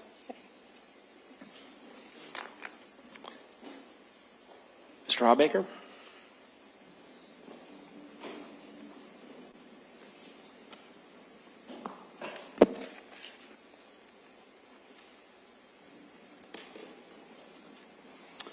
Morning, ma'am. How long were you friends with Miss Cooper? We would have became friends closer to when we started motorcycling together, so it would have been roughly around a little bit before, I would say closer to after they'd been married. And it occurs to me that when you say we were out or we were at a place, 9 times out of 10 you guys were at a bar or something like that. Is that right? It would be boating, it would be on snowmobiles, it'd be, yeah. There were times to get together for social drinking. Yes. Okay. And that's oftentimes when you would witness Miss Cooper get louder or upset or things like that, right? It could have been, yes. Was there some belief that that might have been related to alcohol? There could be, yeah. Yeah. And when she was upset, it could be about any number of things, not necessarily finances. It could just be something on that day. Fair? Mm-hmm. Yes? Yes, sorry. All right. So the finances weren't exactly a theme when she was upset. There are a lot of things that would make her upset. Fair? Yep. Okay. Now, my understanding is that you're familiar with family farms? Yes. You're familiar because of your marriage, I assume, with how the LLCs work and that sort of thing? It's on my side of the family farm. It's on your side of the family farm. So you have that familiarity. Yes. And you shared that familiarity with Miss Cooper. Yep. Okay. Not unusual. Nope. Okay. The discussion and with firearms, was it your understanding that the husbands or people were getting you and Miss Cooper a handgun, and in particular wanted to make sure that you had a permit to carry because anybody could be in a car with a gun in it and people didn't want to get in trouble?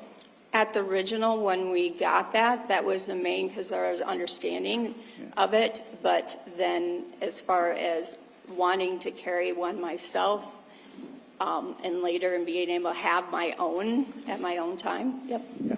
But as far as you and Miss Cooper, the idea that you needed a permit to carry was related to the fact that, there could be a shotgun in the car or something like that out on the farm, and the husbands didn't want people to get in trouble for driving those cars. Mm-hmm. Is that right? Yep.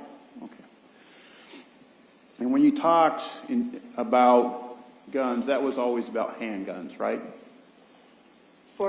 Yes. Okay. Yep. And that was what you had, presumably what Ms. Cooper was asking for when she made the comment to Ryan. Fair? Yep. No talk about long guns or rifles or that sort of thing, right? We've talked about shooting as far as guns, but I mean, as far as the actual guns they gave us would have been just regular guns, handguns. Handguns, right.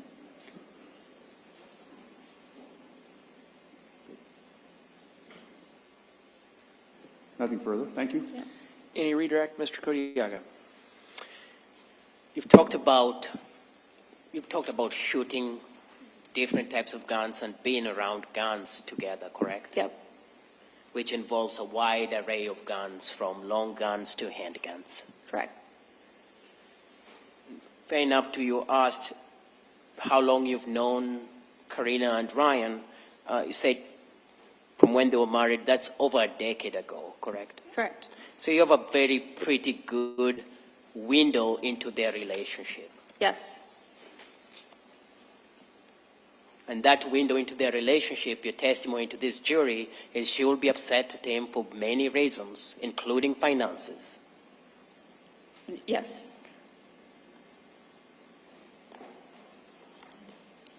I have no further questions. Thank you. Mr. Baker? Nothing, Your Honor. Thank you. All right, thank you, ma'am. You may step down.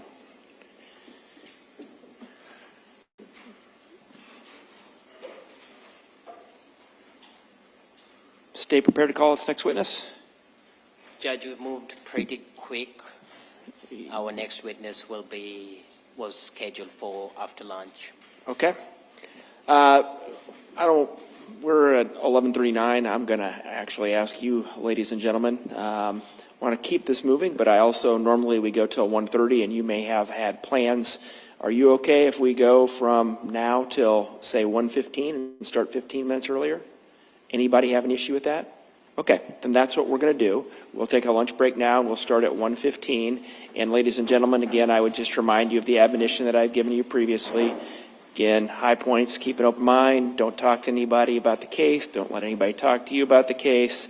Don't do any type of research or investigation, and avoid any and all media accounts and social media accounts of related to these proceedings. So have a good lunch, everybody.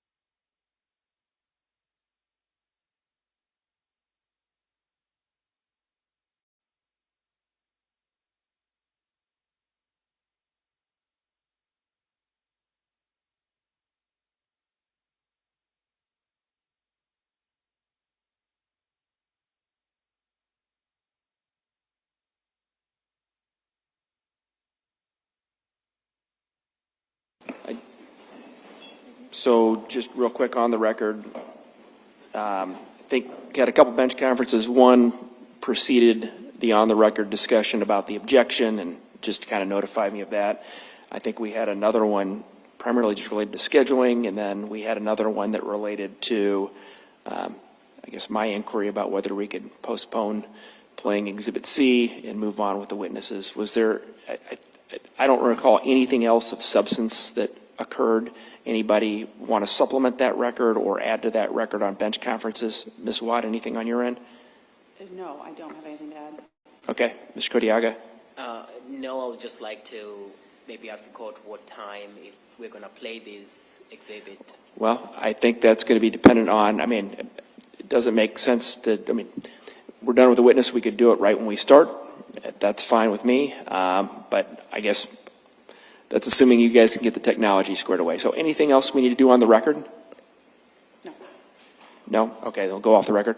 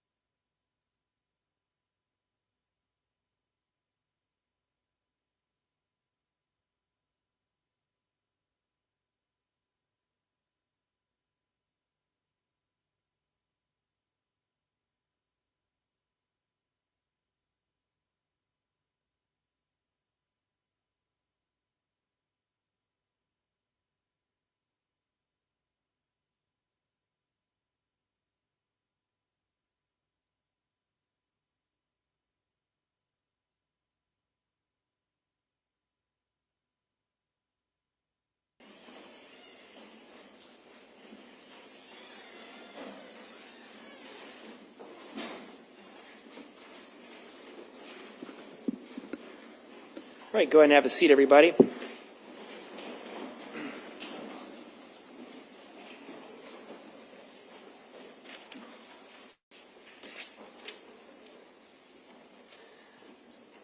Okay, we are back on the record after our lunch break. We have our jurors, counsel, and parties present.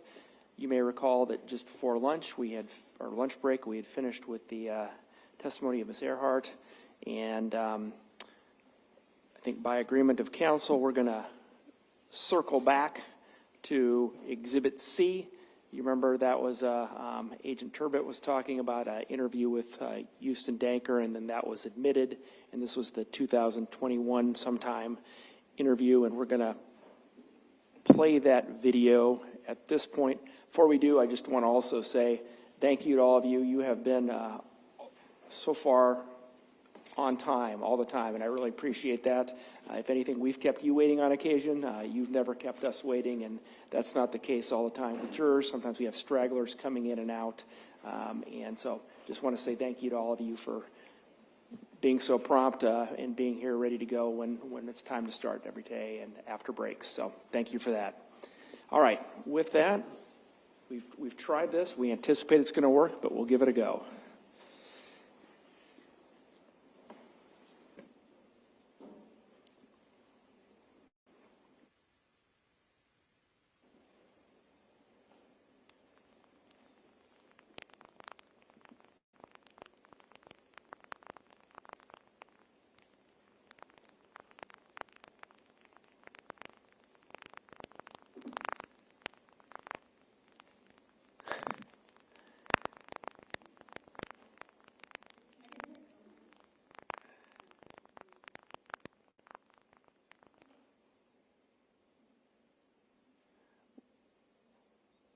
I can tell you as well. And follow up with you again. Or did law enforcement like? No, I don't know if that works. It said like I can't remember what it said. 40 minutes, but I forgot they opened the 4-lane on. Just grab a seat where. Yeah, actually, if you can grab a seat here, that'd be great. So Okay. It's easier for me to write. Yeah. Okay.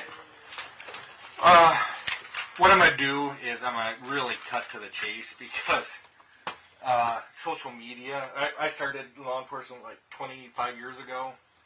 We didn't have social media, we didn't have Facebook and all that nonsense. And now that we do, every time something happens, everybody's on the internet. Yep. Oh, yeah, you should look at this, you should look at that. Right. Anyway, why your name came up is Ryan Cooper died. See, and Okay, so Ryan Cooper died, and one of the first, I don't know, in the first hour, someone said, hey, we heard that Karina was having an affair with Huston. That's why you're here, okay? Yeah. So, all I got to do is I got to sort out a few things with you about that. I'm going to get you out of here, and then we may have to follow up with you again some other time. Okay. But the rumor's out there, so we have to talk to you, right? Yep. Is it Huston? Huston, yep. And your middle name? William. William. And M. W-I. how do you spell your last name? Oh, D-A-N-K-E-R. Your birthday? 9/11/97. Your address now? 2798. Highway 8. Trera, 50675. And I didn't have your phone number. You just give me a 319-330-1616. Yeah, like you said, you just kind of called me at the perfect time. I was gonna. Yeah, I was awesome. And where do you work at now? Nolan Farms in Van Horn. Nolan Farms. Rick Nolan or whatever. Yeah. Whatever you want to put. What do you do there? I'm a farmhand. Okay. A little bit of everything. We have excavating. And that's like full time? Yeah. Yep. Monday through Friday, or depending on seasonal? It seems like we have so much going, so I mean, it seems more 7 days. You know, I have my kids in for the weekend, so I grew up in Belle Plaine, so I'm aware of farm stuff. That's how I'm. Oh, so you probably know the Nolans then a little bit. I know a lot of Dankers. I'm like trying to think of. Yeah, there's a Dave Danker in Belle Plaine. Oh. Everybody asks me if I'm related. I'm quite a bit older than you are, so I don't know. A lot older than you, actually. So, But yeah, I would just say fuck. In average, it'd be 6 days a week. Okay. All right. So, the rumor that's going around is Ryan, or you and Karina were Snapchatting. Did that actually happen at some point? Yeah. Oh, okay. Yeah. When did that happen? Yeah. I mean, if it's once a week, twice, I mean, it's... Is it still going on? With me and Karina? Yeah. No, I mean, like I said, it's random Snapchat shit. I mean, okay. it's maybe... Is it Karina?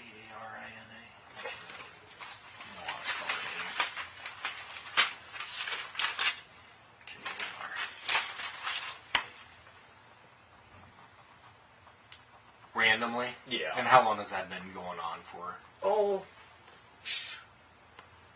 shit. I don't know. Probably November, October. Just, probably October, November time frame.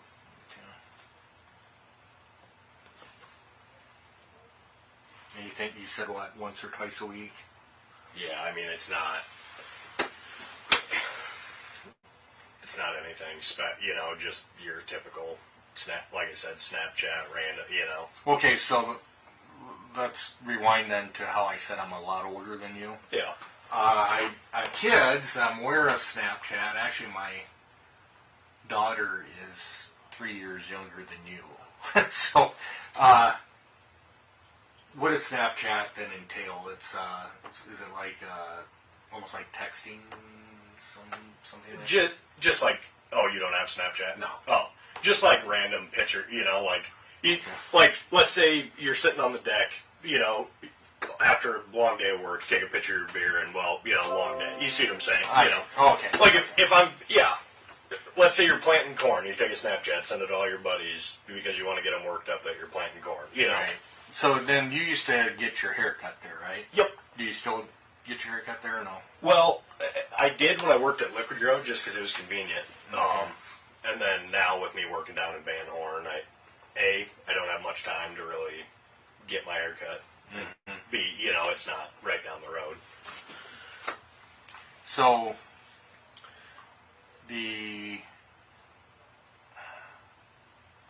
what I was told, and keep in mind this is sometimes second and third hand through people, yep, is that Ryan found out that you were Snapchatting and she then refused to cut your hair. Did anything like that happen?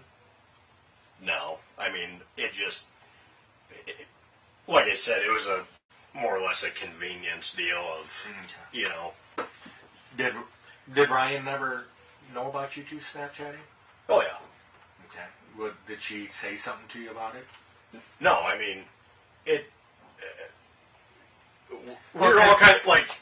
Well, keep in mind, okay, so let me explain things a little bit more. Yeah. So we have her phone, okay? We have Ryan's phone. Yep. And what we are able to do is we basically are able to clone everything off the phone. Gotcha. In order to...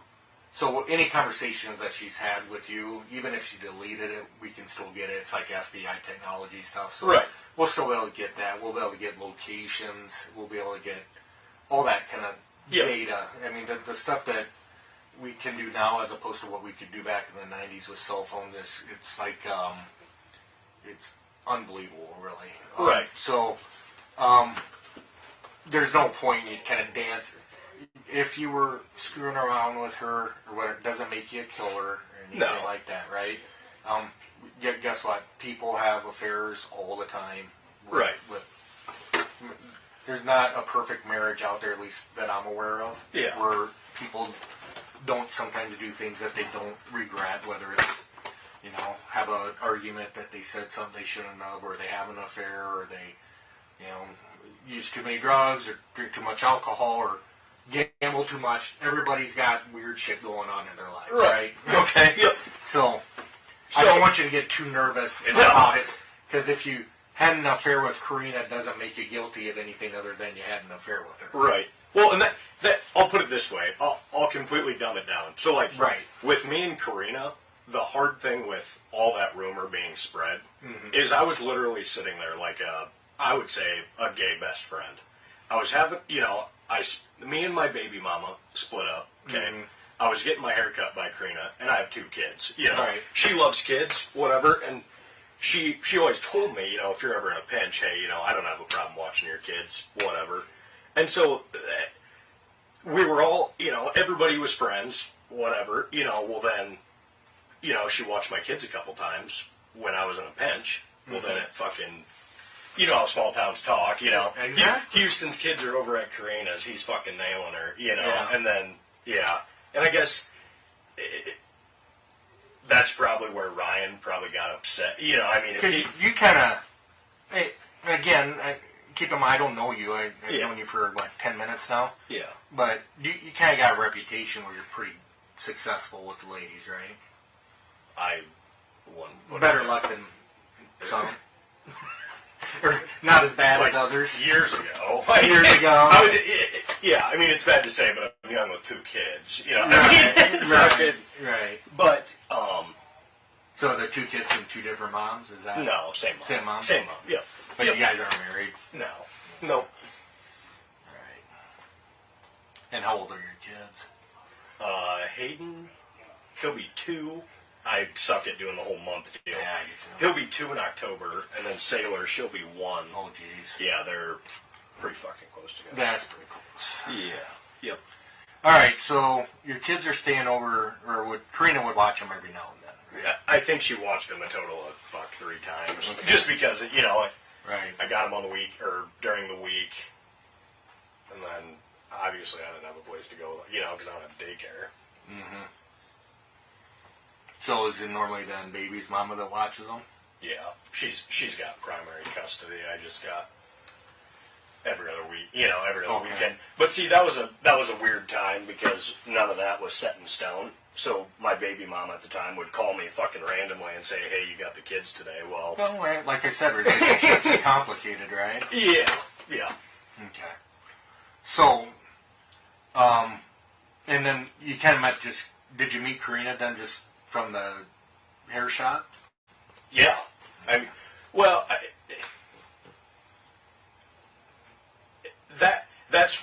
I've always known Karina. Everybody's always known Karina and Ryan because obviously I grew up in Traer, but that's where, she started cutting my hair and bullshit, Yeah.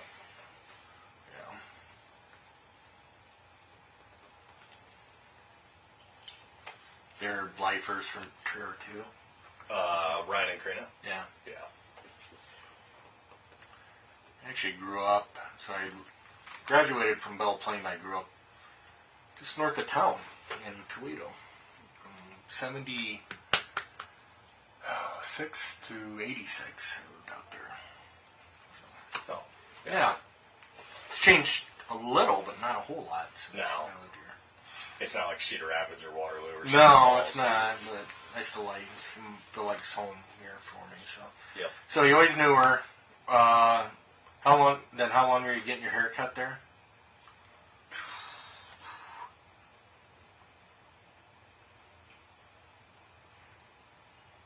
I gotta think back.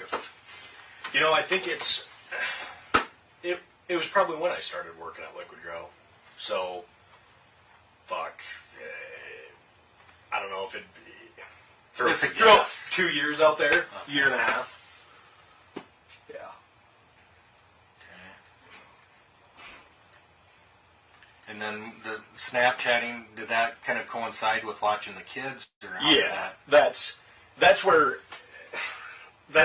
that picked up was, there for a while, Karina, she was just my, cut my hair, whatever. Mm-hmm. And then, I started having kids and she, I honestly needed fucking help is what and I wasn't telling her, I wasn't telling her I needed help, but I was kind of, Right. And then she offered and that's where I would say that's where the chatting started, the friendship, Mm-hmm. And then you described it as like you're her gay friend, or how do you describe it? The best way I could put it is, just a gay best friend, Yeah, so... like when everybody around Traer was saying, "Oh, Houston's nailing her," or whatever. I'm sitting there like, Nope. So are we gonna? I mean, and I don't know. I mean, if you drink a lot or she drinks a lot, is there? I think back to college, you know, when we would get a little out of hand, like we'd send like a dick pic to somebody or something. Just, is there going to be anything like that between you and Karina, or anything that you're like, well, look, we were friends, but maybe there might be something that the police might think is inappropriate. That we're not going to find anything like that. Okay.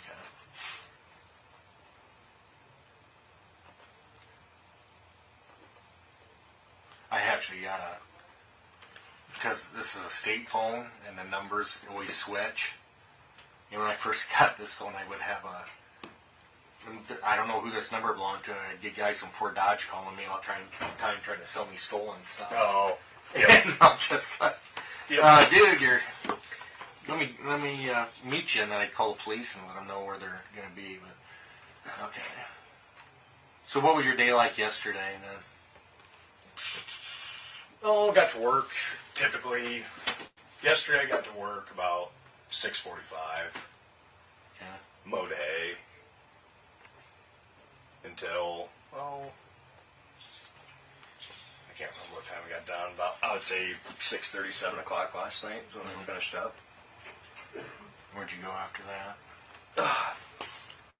Well, I left Van Horn, and naturally, you know, I needed gas, so I ran into Traer. Mm-hmm. Got gas in Traer. And then went home and hung out. And who was home with you last night? Just, I live by myself. Okay.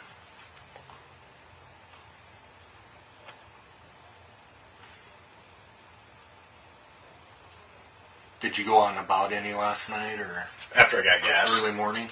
Yeah. After I got gas, I just went and looked at a couple farms down by Cloutier. We have a farm down by Cloutier.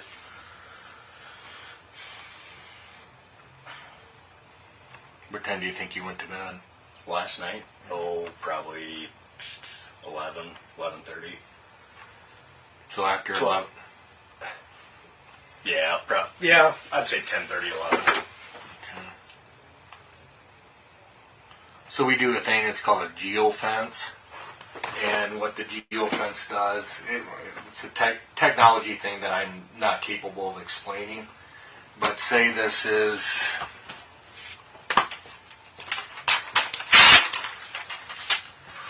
Ryan's house and Karina's house. Yep. What we do is a geofence, so we'll take the map or whatever and draw like a big box around it. And every phone that travels through that box at a certain time frame gets picked up. And there's this, it's scary if you knew how easily our phones are literally being tracked, whether we want it to or not. So at any point, say like after midnight, are we going to find your phone in our box? No.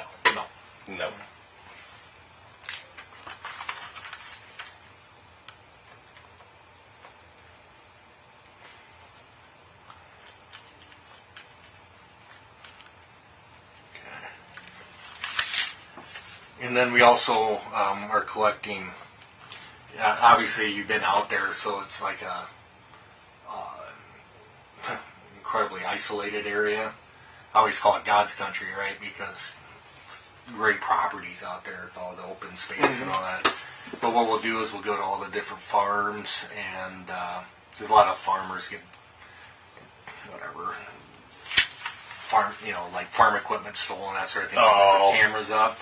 We're not going to find any of your vehicles or anything on camera from last night, other than where you should be. Yep. Okay.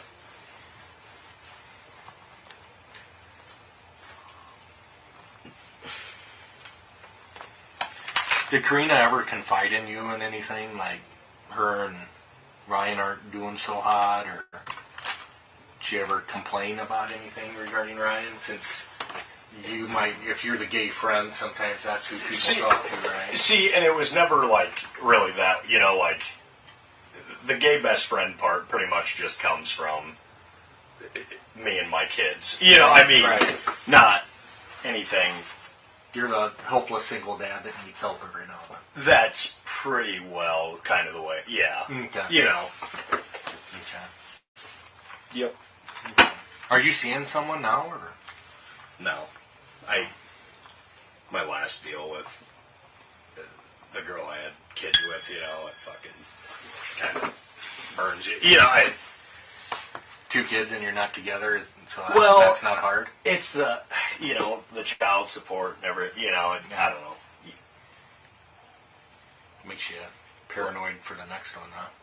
Not paranoid, but just kind of, I don't know. I like doing my own deal, I guess. You know, or I don't know what the best way to put it is. Okay. All right.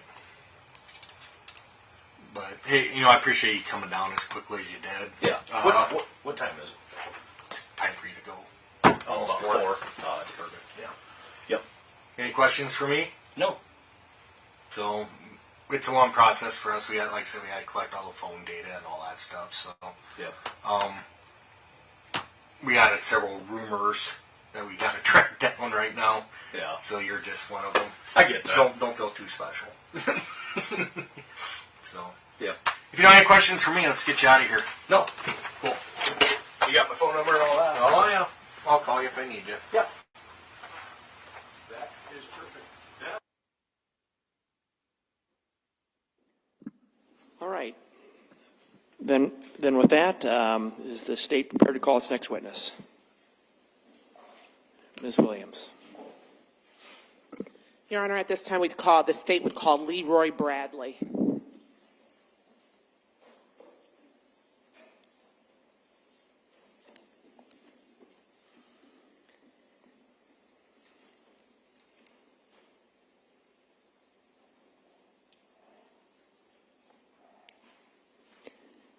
Good afternoon, Mr. Bradley. Come on up and have a seat to my far left, if you would, sir.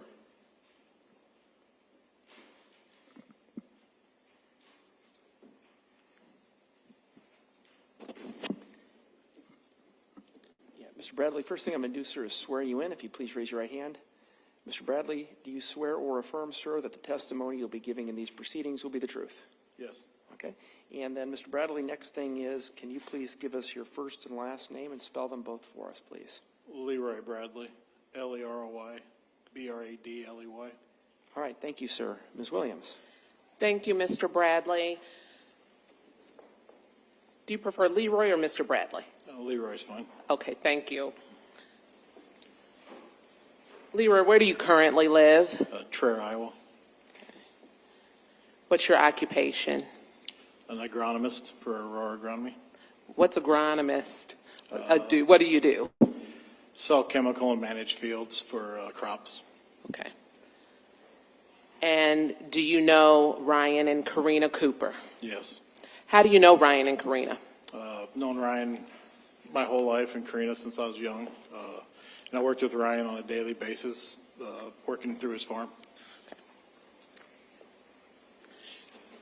How would you describe your relationship with Ryan? Close. Okay. Good friends. Did you know Ryan and Karina throughout their marriage? Yes. Okay. Leroy, at some point prior to Ryan being killed, did you and Ryan talk about firearms? Yes. Okay.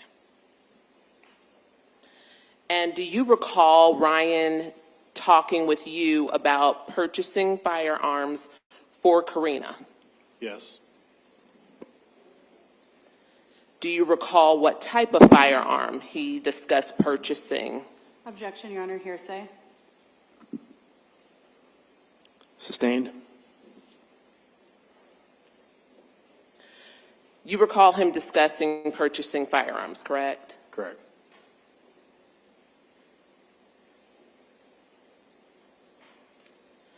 Did he tell you why he was purchasing a firearm? Objection, hearsay. Sustained. It just goes to state of mind, Your Honor. Sustained. Not for the...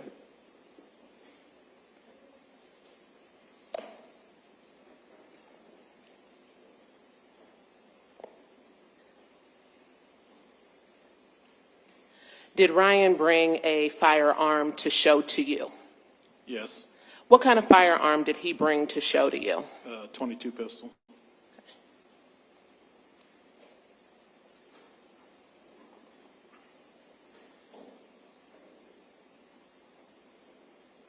Did he mention whether he had any other firearms at that time? Objection, hearsay. Sustained. Did he show you the firearm that he brought? Yes.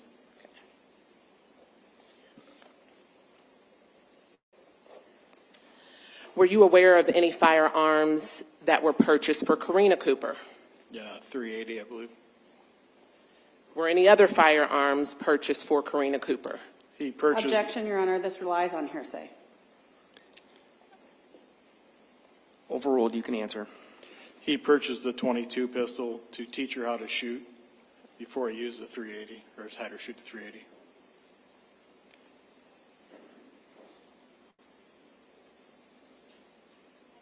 Were you personally familiar, did you have a personal relationship with Karina Cooper? Yes. And during your time knowing Karina and Ryan, were you aware of any, or did you become aware of any conflicts in their relationship? Outside of the affair he thought she was having, or, I mean, they would, when she would drink, they would argue. Okay. What kinds of things would they argue about? Pretty much anything, if she, you know. Do you recall if they argued about finances? I know that there was some time there when Karina had run up some credit card bills that the family farm paid for. So I know that there was some. How did you know this? Ryan told me. Did you and Ryan also discuss a possible affair between Huston Danker and Karina? Objection, hearsay. Overruled. Yes, the spring of 21. So just before Ryan was killed? Yes, it would have been March or April there.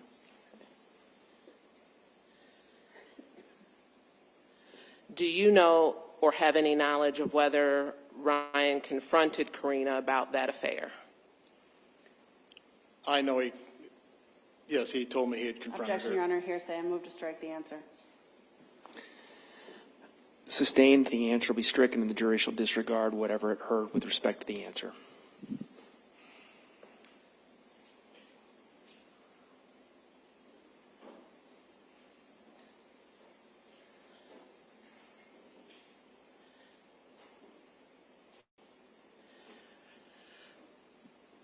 Did you observe any behavior exhibited by Karina towards Ryan?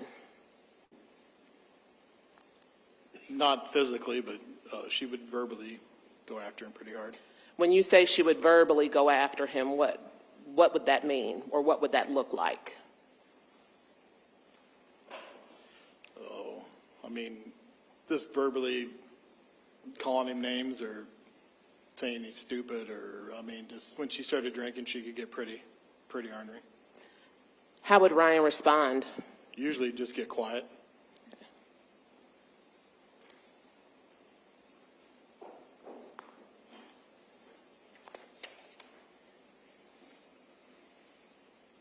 I don't have any other questions. Thank you. Ms. Watt, cross-examination. No questions. Thank you. Right. Thank you, sir. You may step down.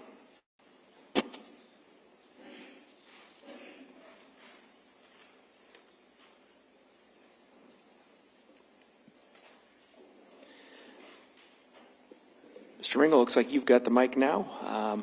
Is the state prepared to call its next witness? Yes, Judge, thank you. The state would call Teresa McBride.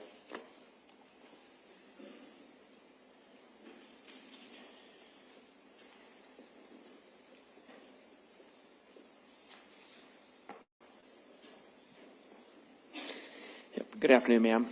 Have you come on up here to my far left, if you would? That chair right there.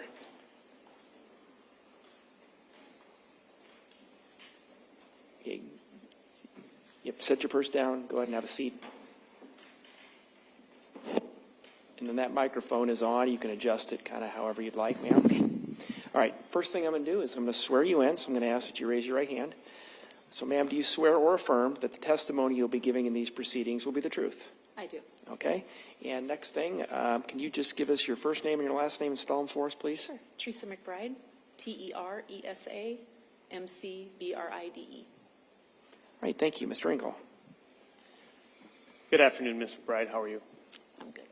I'm going to ask you to pull that microphone just a little bit closer to you. Sure. Is that better? Perfect. Thank you. Where do you live, Ms. McBride? North of Independence? Is that close to Traer or the Traer community? No. Okay. About an hour and 15 minutes. All right. Did you live in or around Traer around 2021? Yes, I did. I lived in Traer from 2019 until the fall of 2023. Did you know Karina and Ryan Cooper? Yes, I did. How did you know them? I met them through Brian Morrison, who I was dating at the time. What's the nature of your relationship with Ryan and Karina? They were friends of Brian's, and they became friends of mine. So when you say you're friends, what kind of stuff were you guys doing? Could you describe the relationship? Oh, we went on, we did a lot of camping together, went up north and went snowmobiling, get together in the shop for social gatherings, either at their place or other friends in Traer area. How often? Pretty on a regular basis. We were somewhere either some night during the week or maybe throughout the weekends.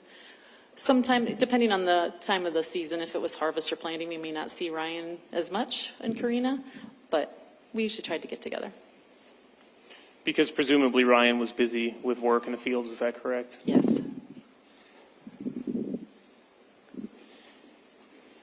Were you close with Karina? We had gotten close throughout the years, probably not as close as some of the other friends in the area because I was kind of a transplant.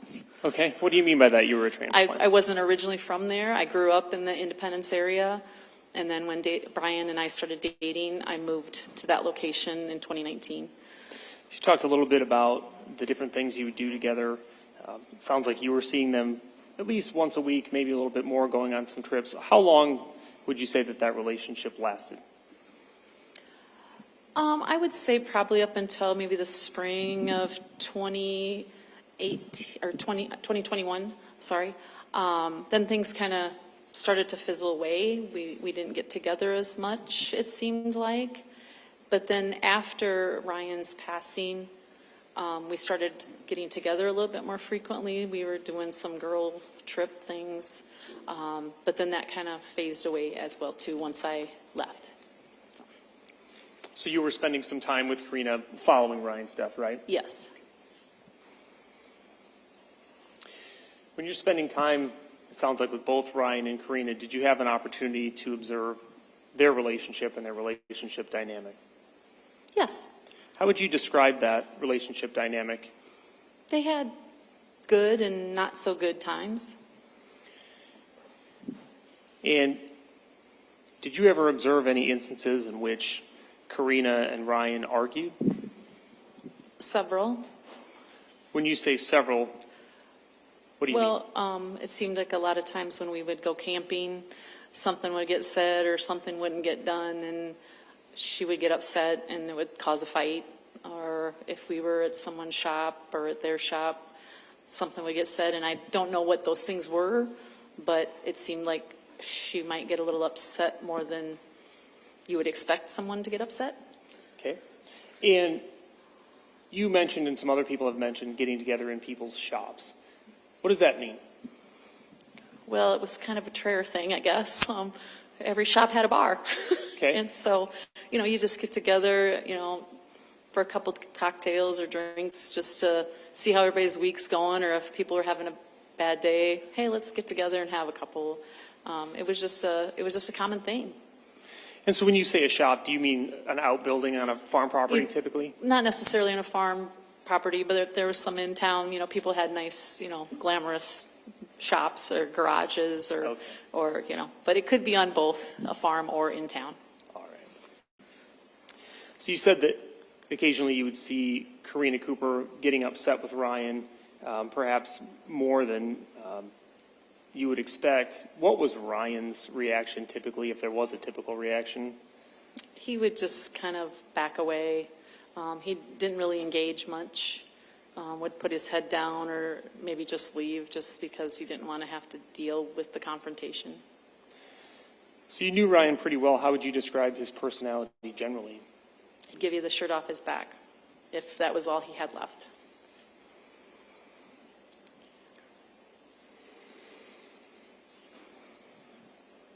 Did you or do you know someone by the name of Huston Danker? I know of him. I wasn't close with him. At some point, did you become aware of an affair between Huston Danker and Karina Cooper? I heard a lot of talk of it.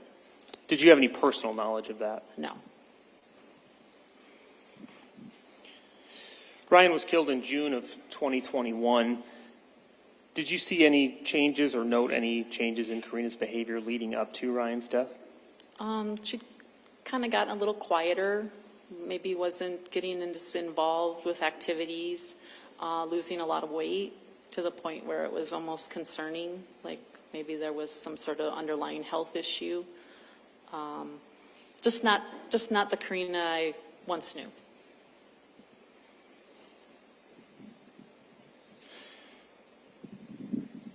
You had stated that you observed a number of different potential arguments during which Karina would yell at Ryan, and Ryan's reaction was essentially calm. Were you aware of the topics or the nature of those disagreements or what was upsetting her? I think a lot of it came down to money. Karina liked to redecorate and remodel, and I think that a lot of times she needed some of Ryan's help financially to do those things, and Ryan was kind of the voice of reason. Is it something that we really need to do right now? Is it something that can wait? Or, how much is it going to cost? So he was always trying to do the analytics of whatever endeavor she was taking on. So when that would happen, and the conversations were about money, there were these sort of, as you said, Ryan's reaction was somewhat analytical. What was her reaction to his analysis? A lot of times she'd get upset because he didn't agree with the projects that she wanted to tackle. And what did that look like when she got upset about those types of things? Sometimes she would yell at him and say things about why she couldn't have the money or that she hated him, and then that was usually time to leave. Like if we were around that environment, that was a sign to go. How would you characterize how you were feeling then in response to what you were observing?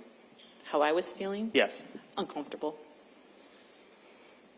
Did it seem funny to you or like joking around? Well, it got to the point where she made those comments so frequently that a lot of us just took it with a grain of salt. It's like, oh, it's Karina. We didn't take it out of context. Okay.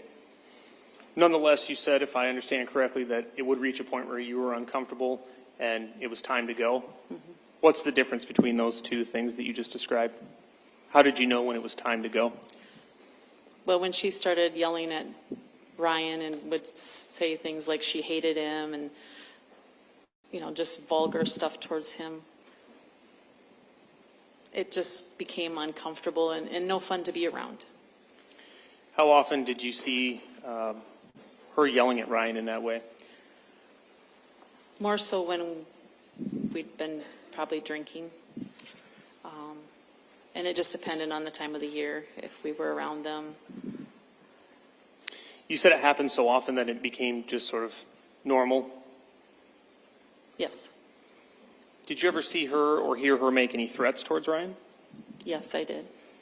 How many times? Well, the one that stands out in my mind is the night that she yelled at him and said that she fucking hated him and would shoot him in the face.